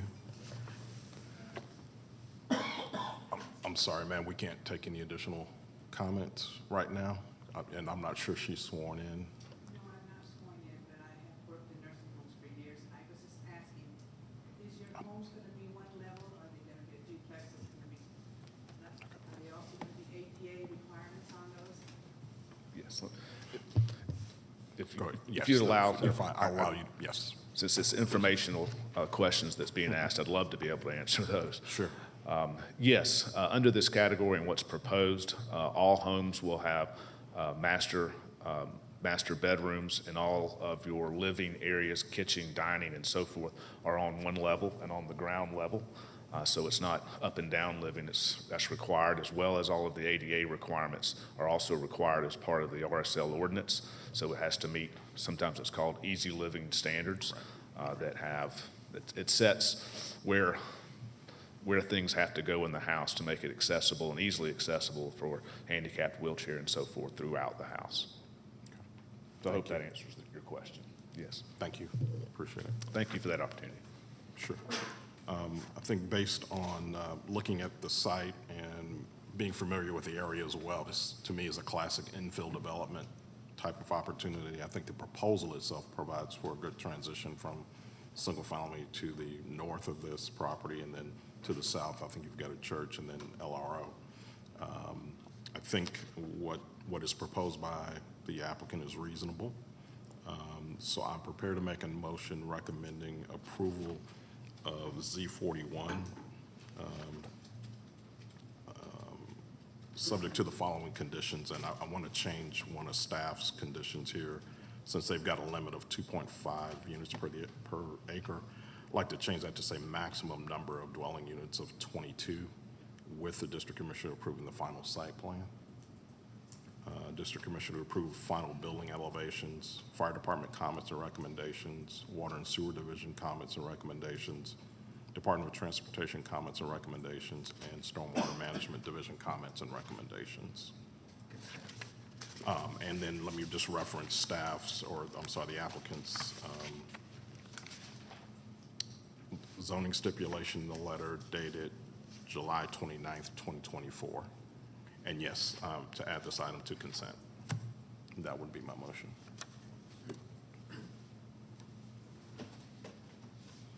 Second.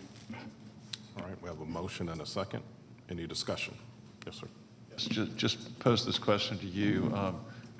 Historically, we required that even if the roads were going to be private roads, that they be built to the public road standards. And I heard you talk about the requiring some sort of a fund be set up. Can you just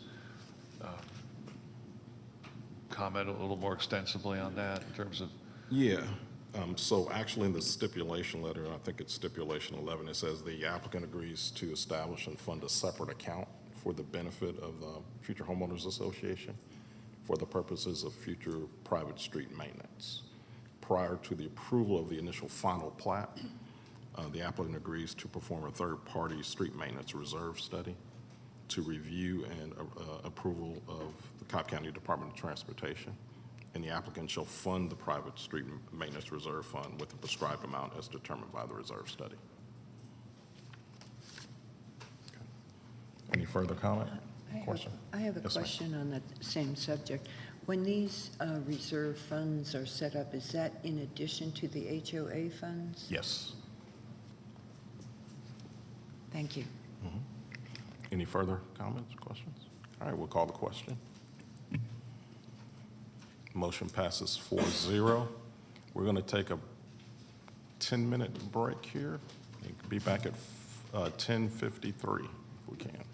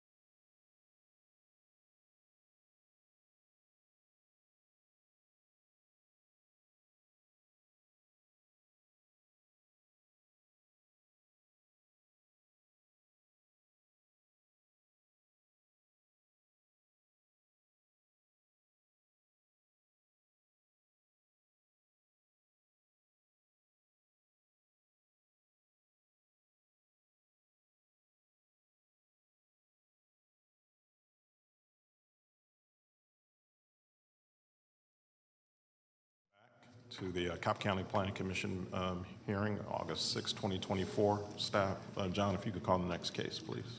Yes, sir. Next case we're going to hear is rezoning case Z35, Chakawuzu. We request rezoning from RA6 and NRC to RSL for a residential senior living facility, which are supportive residential units in land lots 621, 638, and 639 of the 19th District. The property is located on the east side of Powder Springs Road and on the northeast side of Pear Road. The applicant is here. Is there anyone here opposed to rezoning case Z35? Let the record show there's no one opposed. Has he been sworn in? Okay.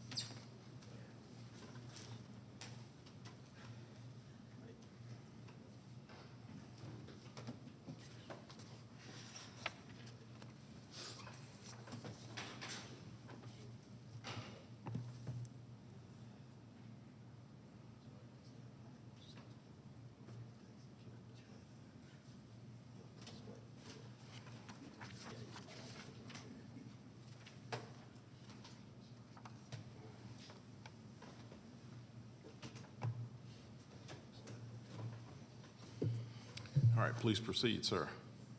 Yes, good afternoon, everyone. Once again, my name is Chuck Ozo, and I'm here to apply for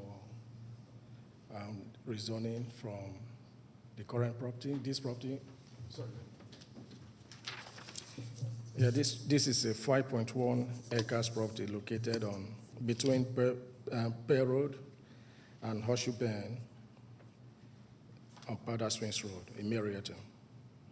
And this property was originally rezoned sometime 2 years ago or so from, it was rezoned to NRC and RA6, but we decided to change the plan, and we are now seeking for this to be rezoned from RA6 and NRC to senior residential living supported. And we have this, and we have the plan up there. It's going to be about 74 units, 84 units. And the property is about 5.5 acres in size. We looked at all the requirements, the amenities from Cobb County, and we have all the requirements in there, perhaps more. And we are hoping that Cobb County will hopefully deem it necessary to help us have it rezoned so we can do the development appropriately. Across from this property, there is an existing senior residential living, not very close, but in that neighborhood. And behind it, we have about, I think it's the residential the residential houses there. I think they are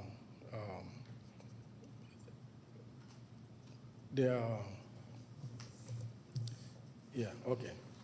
So behind there, I think each of them is 15,000 size acres. I don't know how you classify that in terms of zoning. Across the whole across from it, they are all commercial. On the left side is a commercial. On the right side is residential. And this purpose is also residential, but this time for senior residential living. I'll be glad to answer any question that you may have. That's it? That's it? Yeah, from me, sir, that's it. Okay. And there's no opposition. This is in District 4, so I'll lead our discussion here. I think you were here almost 3 years ago, actually. Yes, sir. When it was zoned RA6 and NRC, if I recall correctly. What transpired from that period 3 years ago to why you bring it forward now for RSL supportive? Two things. One, I operate child care centers, and the original plan was to have additional one there, but we are having a development in Kennesaw, so I thought it would not be appropriate to have this, and this is close to one of my existing child care operations in Cobb County. That is why I decided not to go the route of that NRC. And on the side of RA6, we looked at the cost of development. We looked at other factors in terms of sales, in terms of getting the appropriate financing, and interest from my bankers. So we thought it necessary to go the route of senior residential living. And my wife has significant experience in that industry, and she will be the operations and director over the facility. Oh, so you would operate this? You plan to operate this? Yes, I'm going to operate it. Okay. Have you looked at staff's recommendations? I've not. I met with the staff, and we discussed it. I've not seen anything beyond that. I'm hoping to have the staff a recommendation. I'm hoping it's a yes. Okay. Just looking at they have recommended approval, but limiting you to just 5 units per acre. So that, yeah, 5 units per acre. There are some other items in here too.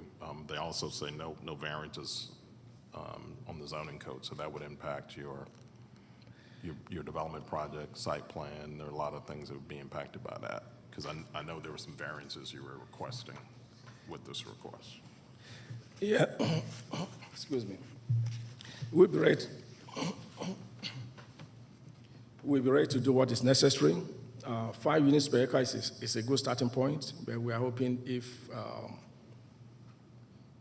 the board will reconsider that and give us, that would be a big hardship in terms of the cost of development and the intended purpose, that is business, the profitability of the whole enterprise. So it will be a big hardship, but it will be at least 5 units per acre is a good starting point. There's one other thing in there, just to bring 2 other things in here, just to bring to your attention too. One is architectural style, roof pitch, and building height to be approved by the district commissioner, and then there's a maximum building height of 35 feet. Yes, I know that. I agree with that.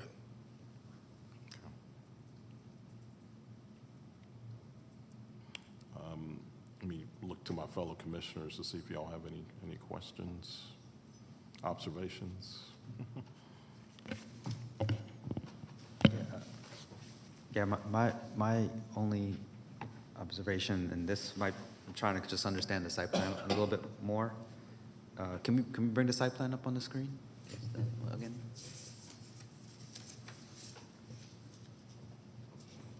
So the access road from Pear Road, so that would strictly be, that would not be in your plan any kind of a buffer. That'd be the only entrance to the actual. So that and the Powder Springs access would be the 2 main entrances to that. Yes, they are. And the access point on Pear Road, DOT recommended that it needs to be right turn only. So that is just a second access. But the main access is on Powder Springs Road. Okay. Yeah, and I just echo Commissioner Hughes's comment about the. We look at if you adhere to the recommendations of the staff, it's frankly a different site plan. At a minimum, it's single story, and the parking is all redesigned, and so. Yeah, I'm aligned in that I probably would need to see something that reflects some of the input from the staff comments. Yes, yeah, we'll be ready to address that soon. Okay, great. That was just my observation on it. Yeah. And thank you, Commissioner Anderson, because that's where I was headed. Looking very closely at staff's recommendations, that's going to have a significant impact on your site plan. And I think for me, I would feel a little bit more comfortable if I saw a site plan that actually was a little reflected what staff's recommendations are at this time. So, Yeah, and I know you said you have not seen these yet. It sounds like you said you haven't seen these yet, so. no, I've not seen that specifically, but I had a meeting with the staff, and Yeah, was that at the beginning when you submitted your application? Yes, yes. Okay. Yeah. So what I'm reading from are the actual recommendations that staff is suggesting we include with this. Yeah, we'll be able to address that, hopefully before the Board of Commissioners meeting, if possible. Well, I was going to maybe suggest we hold this for 30 days, give you some time to adjust your site plan Okay. to reflect staff's recommendations, and then you come back next month and we go through that. That'll be fine as well. Okay. All right. With that, then I'm going to recommend that we hold Z35 for 30 days, giving the applicant time to review and adjust the site plan per the recommendations that staff is suggesting for this case. And that would be my motion. I second. All right, thank you. All right, we have a motion and a second. Any further discussion? All right. Motion passes 4-0.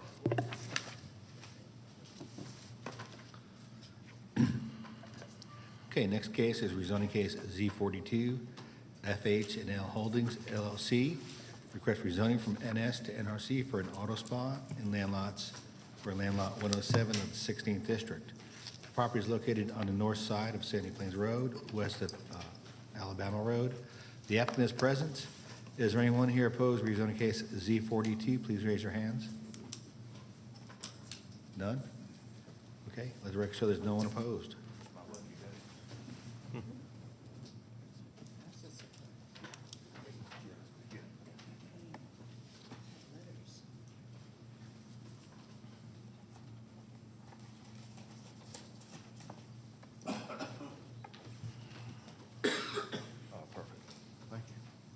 All right, you can proceed, Kevin. Thank you, and again, Commissioners, good morning. My name is Kevin Moore here on behalf of the applicant, FH&L Holdings, in this application for rezoning. You can see on your screen the property is highlighted for you. This is just over 1.5 acres. It's located on Sandy Plains Road, just south west of its intersection with Highway 92. So you can see that intersection. You can see this rather significant neighborhood activity center of which this property is a part. It's not on the edge of this activity center, but the overall activity center here is a neighborhood activity center that has, as you can tell by the zoning categories, you see lots of GCs and NSs, general commercial neighborhood shopping, as well as NRCs that have been more recent vintage in terms of their zonings. It's an area that was developed commercially many years ago. It's doing just fine. It's not that many years ago is necessarily bad. It's just that you can see when you have those legacy categories, it's an area that was developed commercially because this is such a major intersection. It's not too far from Fulton County. So it's right out there on the edge of Cobb County, but has been developed commercially for many years. And this has gone through various transitions. Where this property is located is one of those. It was a former bank site that is now laid dormant and vacant for many, many months, in fact, a couple of years, as you can imagine.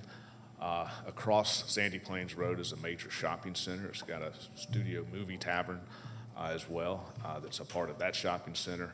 And it's been a long time successful shopping center. The variety of other centers and grocery stores and what you would expect out of a fairly major neighborhood activity center in this location, with, again, uses that have undergone transitions through the years, restaurants that have become new restaurants, service centers that have become newer service centers. In fact, directly across the street, Sandy Plains from here, is a Firestone service center. But it's exactly what you would think in terms of a major neighborhood activity center in terms of its uses and services. As such, what we are proposing is a redevelopment of this site. It is zoned NS, which is why we have to be here. The NS, as you know, as in a neighborhood activity center, we must bring that in for rezoning consistent with the land use plan, consistent with that neighborhood activity center designation. What we are proposing is a redevelopment of this site for a car wash, or as my client likes to call it, an auto spa, that this site would be for, which is a higher end type of car wash that we've seen and many of us use. So let me turn to that site plan. You can see how it fits in with this overall setting.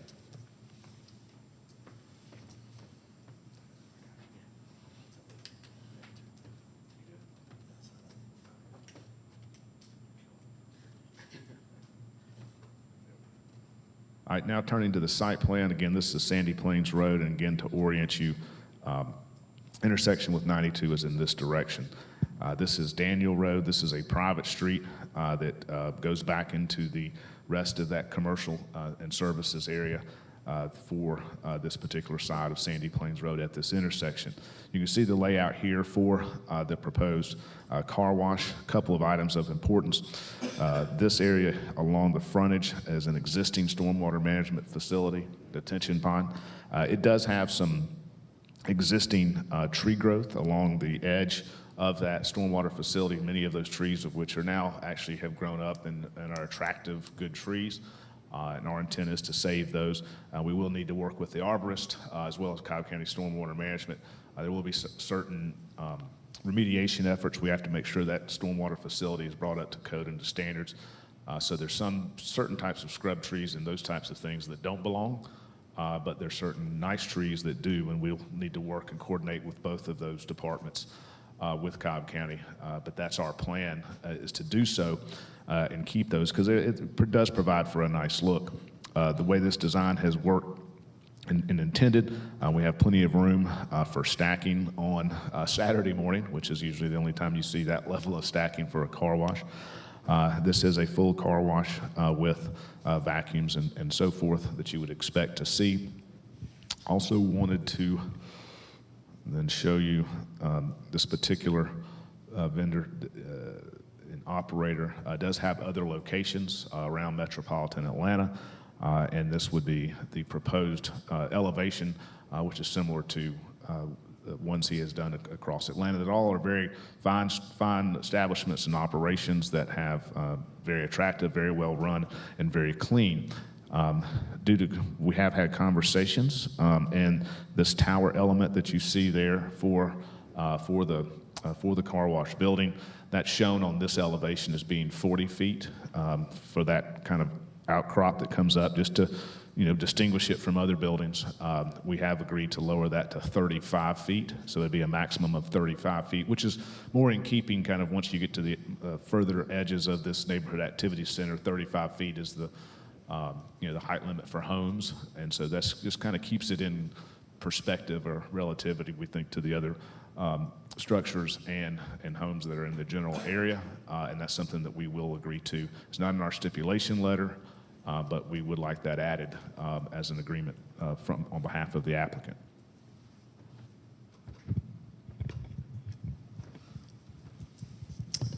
We also have a stipulation letter that was updated. The original letter was submitted on July 29th.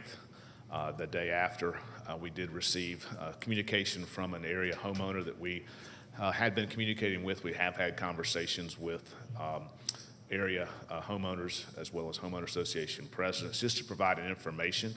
Once we were able to provide information, as you can see, generally they welcomed this new service, especially it takes a building that's sitting there vacant, which is not good for anybody's neighborhood, and makes it a use that they can very much use. But there was a request that we not have outside speakers as part of the operation of this car wash, just from a noise pollution type of thing. And so that was the stipulation that we added on the July 30th letter to accommodate that request. And so To the extent that this Planning Commission wishes to recommend approval, we would ask that the July 30th letter be the one that's included because it has that additional stipulation and condition that was requested by that owner that we wanted to accommodate. Otherwise, the stipulation letter is consistent with staff's recommendations and comments that we worked through with staff and its various departments. We have received a recommendation for approval from staff as this proposal to rezone the property to NRC for this use is within, obviously, the land use plan and is consistent with what the land use plan designates this area and this property to be. With that, I'm here to answer any questions that you may have and would very much appreciate and respectfully request your recommendation of approval to the Board of Commissioners. Thank you. Thank you. Appreciate that. I don't believe there's any opposition. This is in District 3, so we will turn it over to Commissioner Lindstrom to lead our discussion. Hi, Kevin. One thing you didn't mention were the hours. What are the hours for this? Yes, these hours are it's 8 a.m. to, I think it's 8 a.m. to 7 p.m. I'm going to say 8 a.m. to 7 p.m., I believe, Okay. or 8 a.m. to 8 p.m. All right. It was in our application identified. I just don't have them sitting right here. Yeah. I could grab them, but it was in that neighborhood. Would you be amenable to, I think that they had like Monday through Sunday or something like Yes. that. Would you be amenable to Monday through Saturday, 8 a.m. to 7 p.m., and then Sunday, 9 a.m. to 6 p.m.? Yes, we would be agreeable to that, though the Sunday close time, if that could be consistent, I would say that if that could be 7 p.m. instead of 6 p.m. For this type of business, Saturday and Sundays are, that's that's when Okay. people tend to go. Your 7 7 p.m. is fine. If it'd be acceptable Then to you. I'll change mine. That's good. That's right. Is there going to be a monument sign? Yes, there will be new signage associated with this. Okay. You and I talked about this, and I just want to make sure that it is in the record, that the building itself will not have any lighting. There's no backlit. I think on this franchise, it's got car wash Right. on this, and I don't want any lighting on that, no backlight. Okay. And then on the signage, Yes. if this is Foamworks, I would like it to be designed with stacked stone, not too huge, not like the Presbyterian Church Right. thing. That, Okay. and that's fine. That's what they've utilized, and it's very attractive. Yeah. All right. And then if the signage is using a digital sign, if the monument has a digital sign built into it, I would like that turned on at starting time and turned off completely. I don't want it running. I would prefer not to see it run all night because Right. there are neighborhoods Sure. around. And also, if they could, if they have messages, if they're just going to say, these are our hours, and they're not going to have any messages, then it's a moot point. But if they do have messages, I would like it that there's no fireworks. You know how they have Yes. no fireworks. And to hold that message for a period of 1 minute. And I think that's what we did at the Presbyterian Church. Yes, and those are agreeable. We discussed that, and Yes. we can have it so that it has a timer and a turn-off feature at night if there's any digital elements, Yeah. as well as if there's any rotating messages or through that digital signage that they have to hold for a minute before they can change. Because those things can be very distracting. Yes. Okay. And we're very agreeable to those additional Okay, great. conditions. And let me just make sure I didn't have anything else that I snuck in there. No, that's it. Okay. Thank you very much for your questions. Yeah. Thank you, Kevin. Are there any questions from anybody else? No, I don't have questions. One question on this, just clarifying for John. There's a small area policy guideline for this, and it just says that there's a architectural review committee in place. Does that apply to this case? It does, but in the staff recommendation, we have that the district commissioner will approve the final elevations. Okay. So if she's aware of any civic groups out here that may want to review it, she normally sends it to them. Okay. All right, great. Thank you. Well, I would like to, I'd like to make a motion, please, to recommend the approval of Z42 to NRC in District 3. And that is subject to the hours from 8 a.m. Monday through Saturday, 8 a.m. to 7, and Sunday, 9 a.m. to Sunday. 9 a.m. to, I mean, 7, yeah, 9 a.m. all day long. 9 a.m. to 7 p.m. Yes, thank you. This is a normal, let me stop right here. Kevin, these car tunnels, I think you confirmed this earlier, but I would like a confirmation. Normally, they're about 87 inches high. Correct. Which is about 7.5 feet. That's correct. I think it is. This Okay. is standard. Okay, so it's just a standard. That's correct. No, a dump truck wouldn't be in there. I wouldn't think so. Okay. Yeah. All right, thank you. So going on with that, the large trees we covered that they will stay in place and protected. There will be no lighting on car wash. And the signage, stacked stone, and that is it. And anything,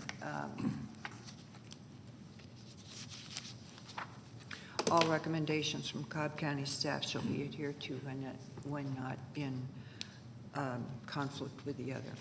We did have a couple of concerns from neighbors. This is a commercial spot, and across the street and down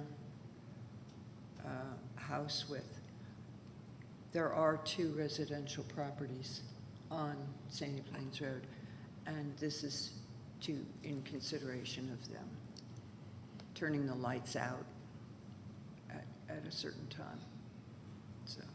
so we have a motion. We have a What? stipulator. Does he have a stipulation?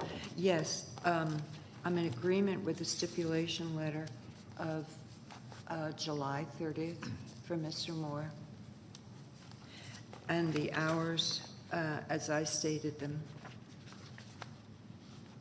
Okay. And the maximum height of the tower, they're going to have a tower as part of their franchise. And that tower is a maximum of 35 feet, down from 40 feet is what they asked for. Okay. So we have a motion. Second. Second, with the understanding that the stated conditions would control over any stipulations that are in conflict. So for example, you've stated times that it's going to be open. To the extent there's something contrary to that stated in the stipulations, your express conditions would control. Yes. That'd be my understanding. Okay, second. Okay.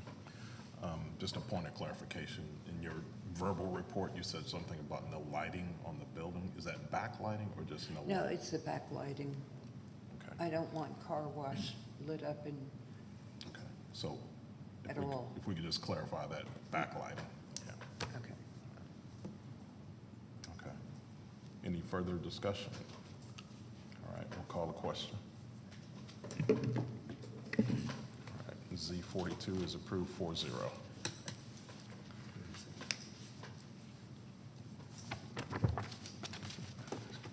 We'll call the next question. All right, next case is LEP 22, Jose L. Rodriguez Loyola requests a temporary land use permit to allow commercial vehicles and equipment to be parked on a residential property in land lot 298 of the 17th District.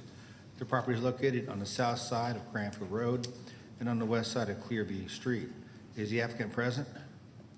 Let the record show the applicant is here. Is there anyone here opposed to LUP 22? Let the record show there's no one opposed. Would the applicant please come forward and be sworn in?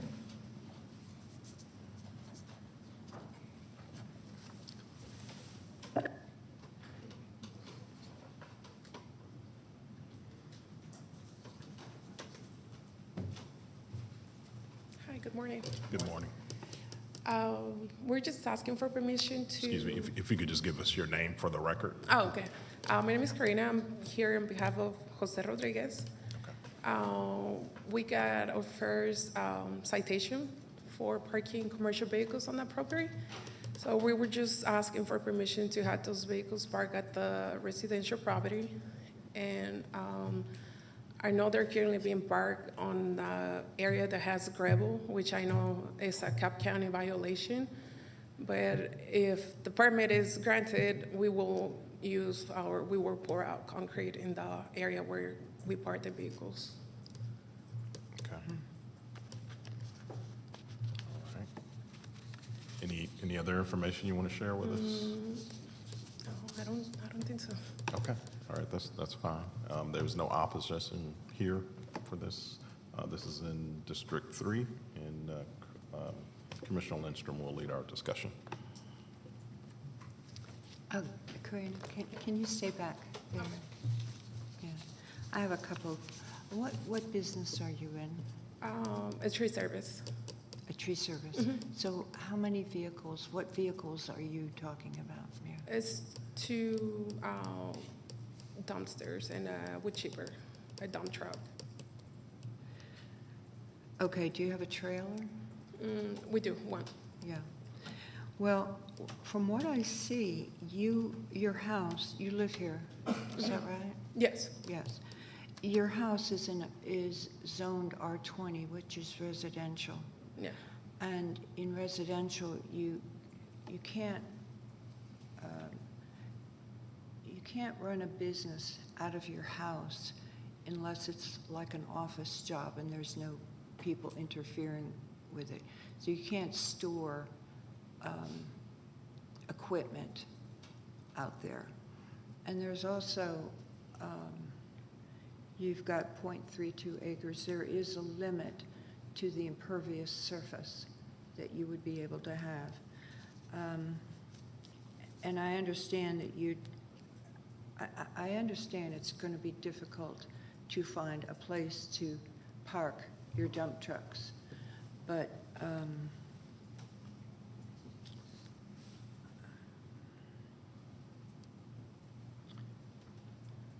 I do think that based on the comments that were made by the staff, this would have a negative impact on your neighborhood by having that. You know, I appreciate very much that you're choosing Cobb County to have your business in. We appreciate that. But this is not the right place for it. Having said that, I am... Does anyone else have a comment on this? I'm ready to make a motion. I had just one question of the applicant. Have you been able to work with anybody to find alternative locations to park the vehicles? I used to have a place to rent out where I kept them, but they sold that place, so that was just, I was just having them at home until I find a new storage for them. And whenever I got the citation, they told me I could probably get like a permit for a year or so until I get a new storage for the vehicles. And how long ago did that place close down and you had to move? If I'm not mistaken, they sold that place last year back in November. Back in November? Yeah. So that's the point at which you had to move? Yeah, I started having them at my property since November. Since this November? Mhm. Okay. Great. Thank you. That was my main question. Thank you. Well, I'm ready to make a motion if there are no Please more. proceed. My motion is to deny LUP 22. This is a 406 Cranfield Road, but I'd like to give you 60 days to find a new location for all of the equipment, because I don't think it's easy to find locations for dump trucks, trailers are different. But that's my motion. Okay, Okay. that's fine. We have Thank a you. motion. We have a motion. We have a second. Second. All right. Discussion? Can I just ask staff, are we allowed to make John, is there a vehicle for us to make a motion for denial, but basically give grace for the condition for 60 days? Is that something? The board has done that. Okay, thank you. Do you think it should okay. All right, we have a motion. Second, any further discussion? All right, call the question. Motion passes 4-0. Okay. Come back in 2 weeks. All right, thank you. All right, thank you. All right, last case on the agenda is SLEP 8, Blake Bondurant, request a special land use permit for a baseball complex in land lots 86 and 87 of the 16th district. The property is located on the south side of Jamerson Road and on the east side of Lake Drive and on the west side of Lee Waters Road. The applicant is present. Is there anyone here opposed to SLEP 8? Earlier, there's one person opposed. Okay, it looks like the opposition has left Mr. Vice Chair and board. So the applicant can proceed with their presentation. All right.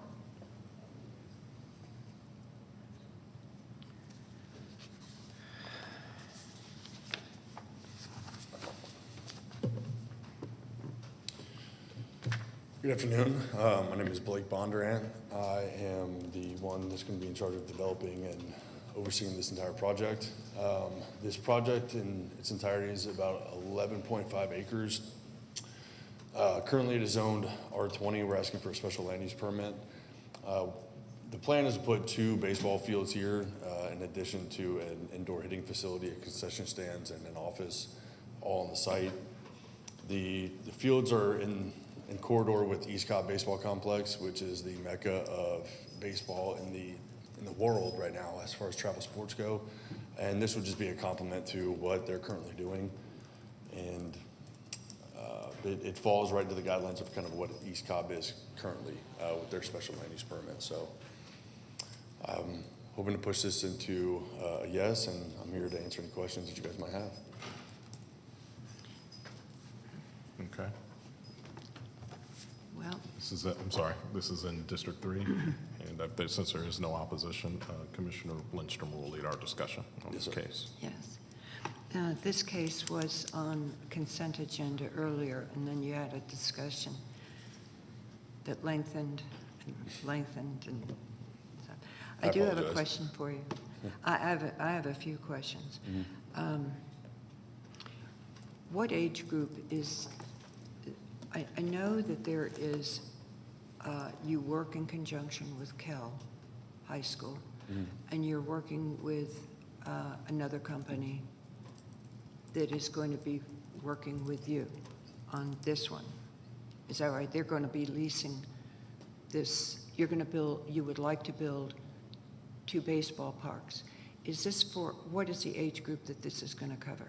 So the maximum distance of the fields is going to be 250 feet, which will accommodate up to 12-year-old travel baseball.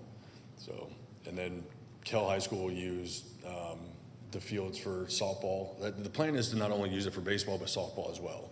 This is not a part of East Cobb where it's strictly used only for baseball. So we're going to allow softball organizations to use our field and to play on it. Okay. And then Perfect Game is going to be leasing the facilities from us. As far as the fields go, that's the tournament provider. I have a great relationship with them, and as well as East Cobb. As far as the commercial building goes for the indoor facility, we're going to be working in unison with the University of Georgia Athletics. Kirby Smart is actually involved in this project, and we're going to have University of Georgia athletic programs come up to the facility and do meet and greet, signing days, and so on and so forth to bring more people into the community. So in the indoor facility that we're going to have is going to be for the public. At East Cobb right now, currently, there's 2 indoor facilities, but it's geared more towards private lessons and teams strictly that reside out of East Cobb, the baseball complex. It's not for public other teams. Can you make this smaller so we can see it's behind it? No, that's bigger. Zoom out, yeah. Zoom out. A little bit more. A little bit more. Okay.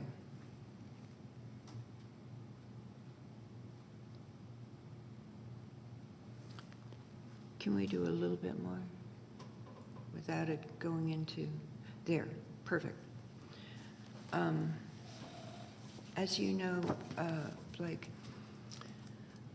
the residents in the RA5 subdivision, the only way in and out of that subdivision is through Leewater Road, and Leewater Road ends at their subdivision.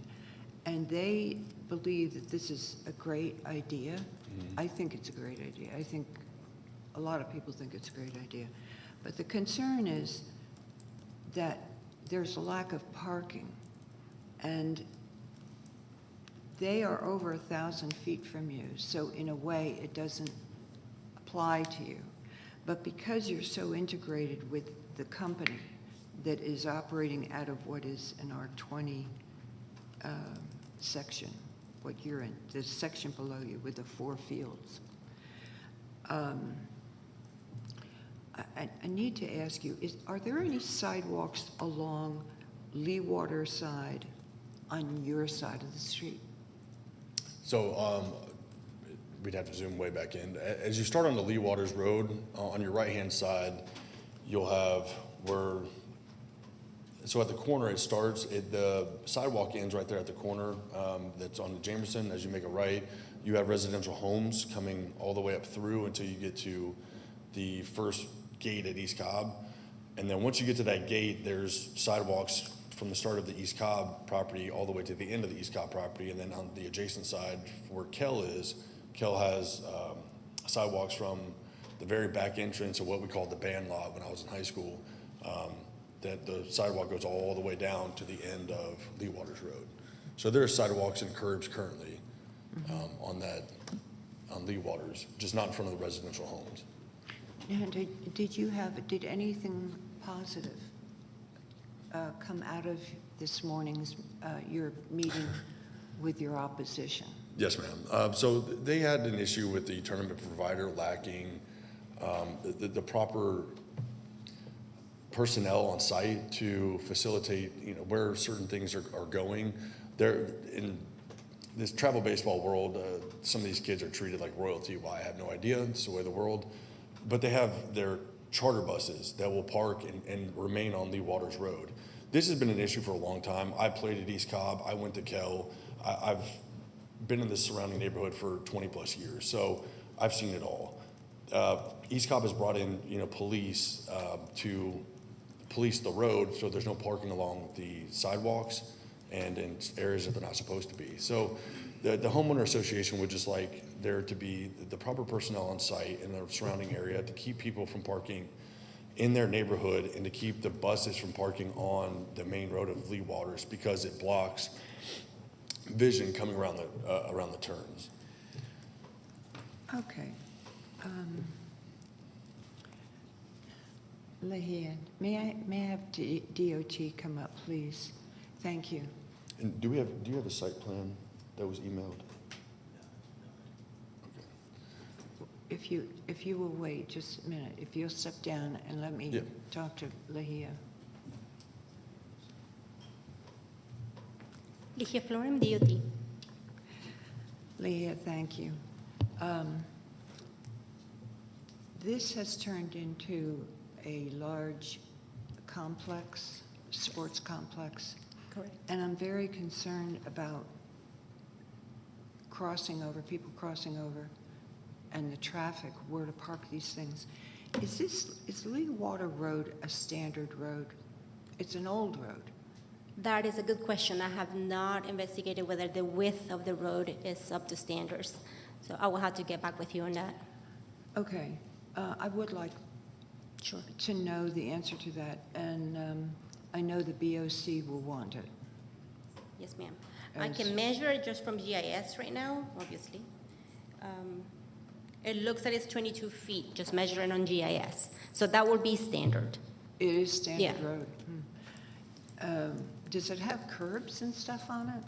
It has curb on the, it appears that it has curb along the athletic fields, probably not along the residential areas, the single family. Let me make sure. I'm just looking on GIS, it's loading.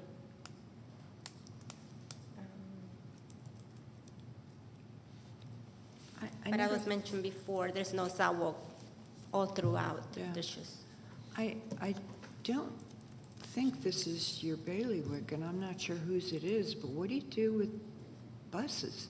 I never thought about that. correct. We wouldn't allow the buses, or we wouldn't want the buses to be parked on Lee Waters, or anybody for that matter, because of the traffic Yeah. congestion and site issues. Okay, all right, thank you. You're welcome.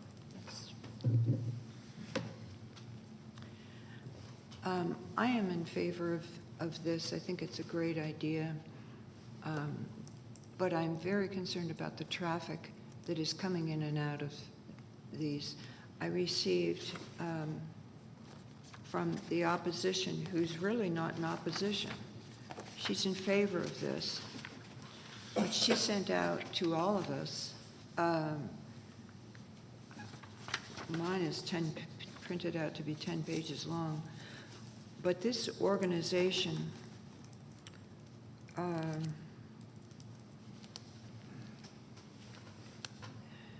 this perfect game is one. What's the name of that? Would you come back up? Yes, please help me with these names here. Perfect Game, that's a youth. Yes, ma'am. The organization is called Perfect Game. It's a multi-billion-dollar organization. And what the opposition said is that they would like to speak. A lot of their concerns can be alleviated through direct conversations with Perfect Game. She was under the assumption that I was part of the East Cobb organization. I coach at East Cobb. I'm not an owner. I'm not on the board there. I have no say and no voice. I mean, I have a voice, but I'm not a decision maker. She was under the impression that I was coming as an East Cobb member to expand their facilities, which is not the case. However, I was, in our discussion, I was an advocate for what she wanted. Not only East Cobb to do, but Perfect Game, and really it's a Perfect Game thing.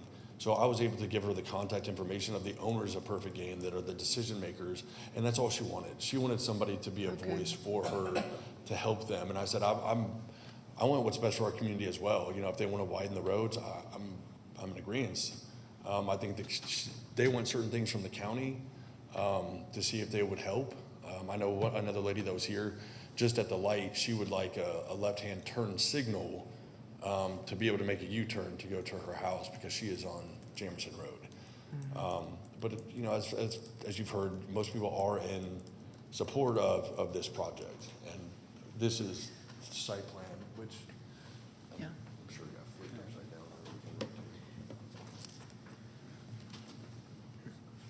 Yes. So down in the right-hand corner, this is the corner of Lee Waters and Jamerson Road.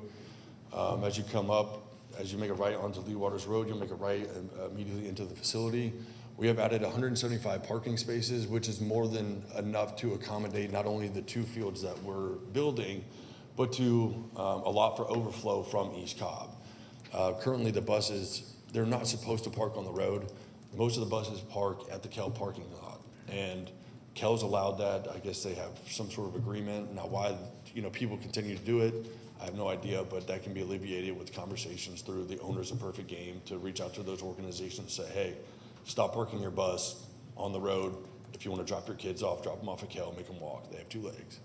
I have a question for you. Yes, When these organizations, such as this Perfect Game thing, this is a national type of organization, isn't it? Oh, yes, ma'am. Yes. So this is a big deal. Do they arrange, or does Cobb County, who arranges for security for policemen to direct traffic and to prevent people from parking on and using the bathroom in public places?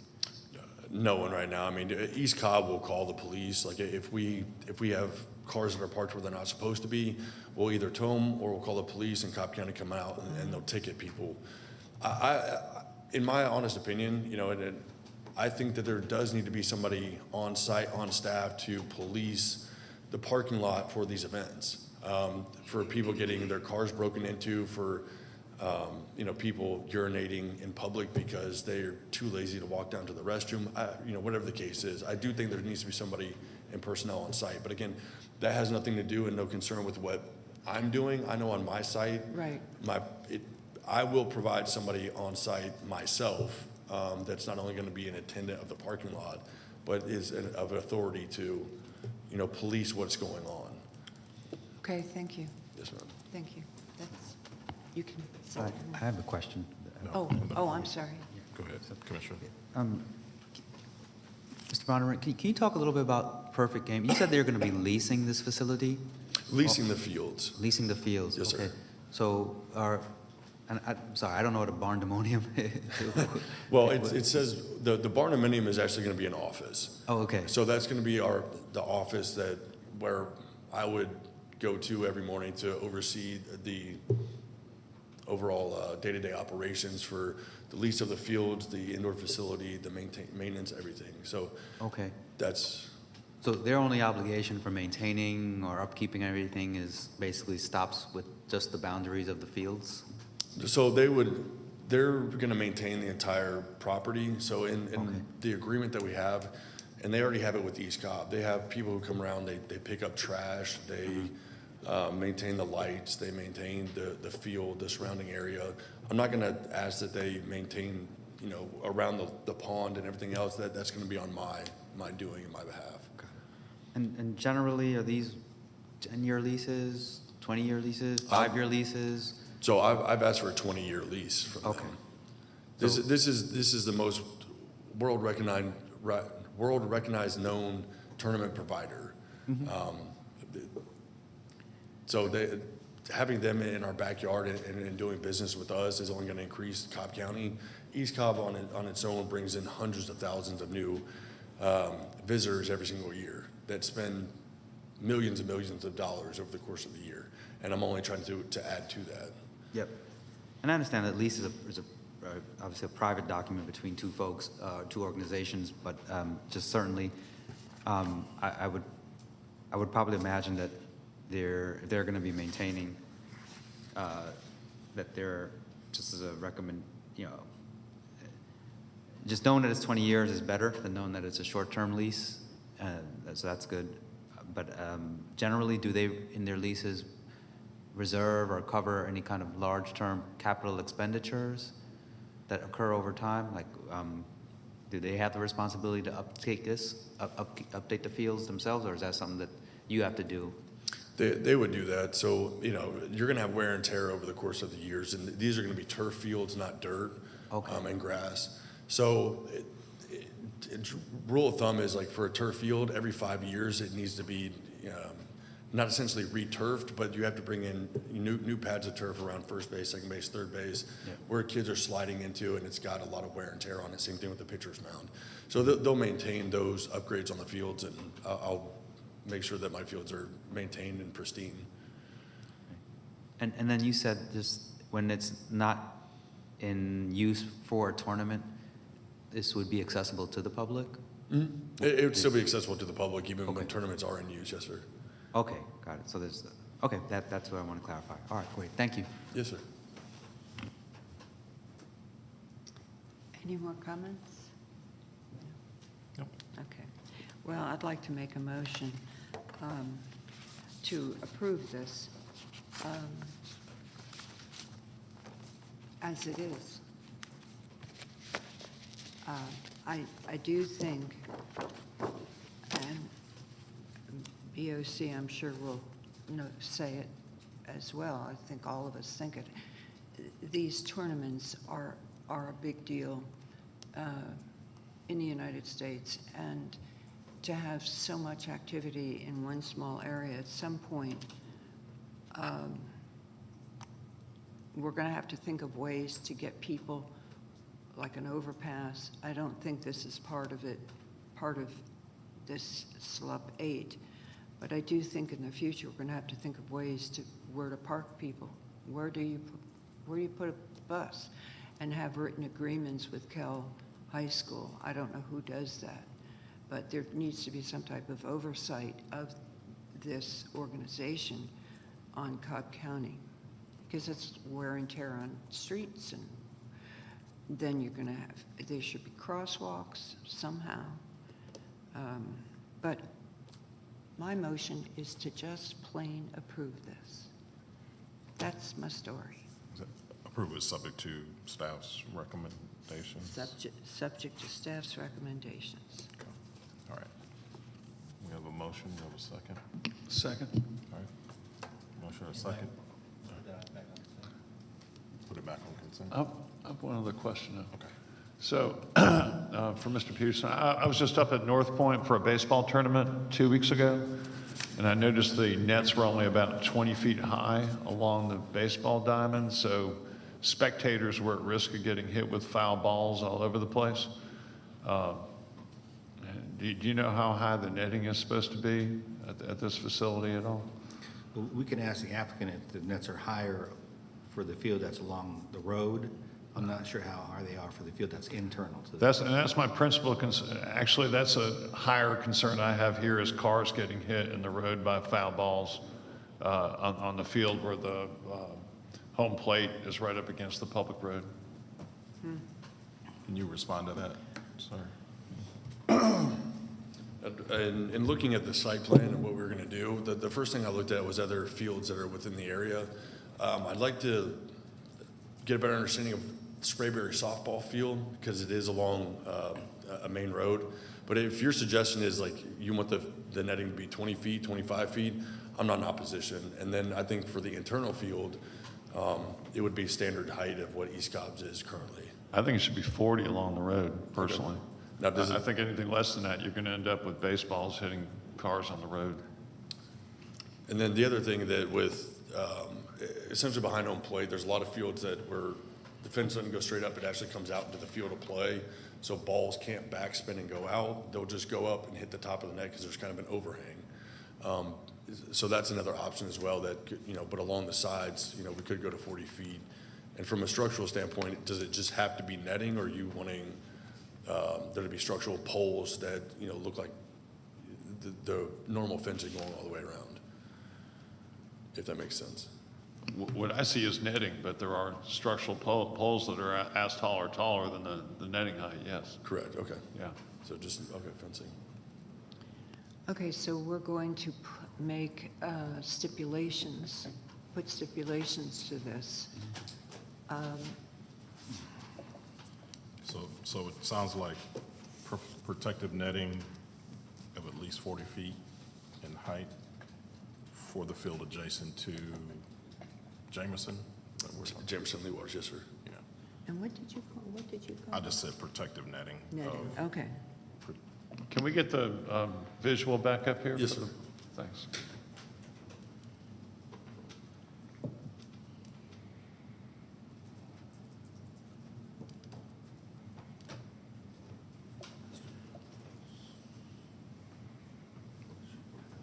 Well, we need the site plan. Is that what you want? Okay.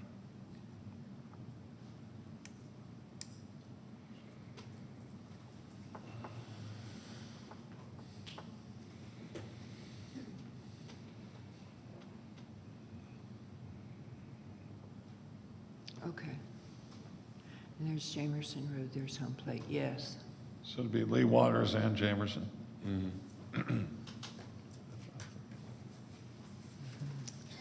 So 40-foot height netting, you need it as a stipulation 1 would be 40.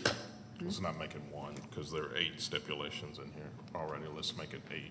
Stipulation number 8. I'm just looking at the stipulations that are already.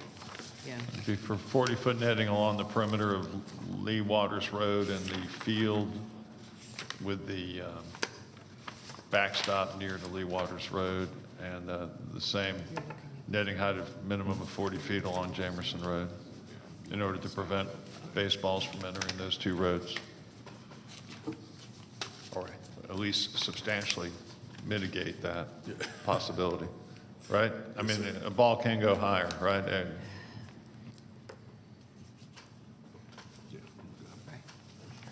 Okay, so, And then, I'm sorry. Consent agenda? Yes, yes. and then Fred, if I may, there are trees along the, along Jamerson Road that we will keep. In addition to the netting, I'm just saying it's gonna help, you know, if it hits a tree, comes back into play. you just need to watch out to trim those so they don't rip the netting up. Yes, is all. sir. All right, so we Okay. have a motion, a second, to approve with an added stipulation. Install protective netting of at least 40 feet in height for the field adjacent to Lee Waters Road and Jamerson Road. Is that, are we accurate? Okay.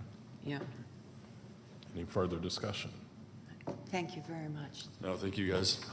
See you on the 20th? Yes. Well, you won't see us, you'll see the Board of Commissioners on the 20th. Oh, okay. Thank you, Come guys. back in 2 weeks. And we're putting it back on, putting it back on consent? Back on consent, but Yeah. adding that Yes, adding that condition. condition. Yes, ma'am. Stipulation, yeah. All right, we'll call the question. The motion is approved 4-0. All right, thank you, sir. All right, we have just a couple of housekeeping things real quick to take care of. We could take, we'll need a motion to approve the minutes of the zoning hearing for July 2nd. So moved? Second? All right. Any discussion? Call the question? All right, motion is approved. We'll need a motion to approve our minutes of the special call meeting at the agenda review work session dated July 29th, 2024. So moved. All right. Second. All right, we have a motion and a second. Any discussion? Call the question. Motion is approved 4-0. That concludes our meeting for today. Thank you. Before 12.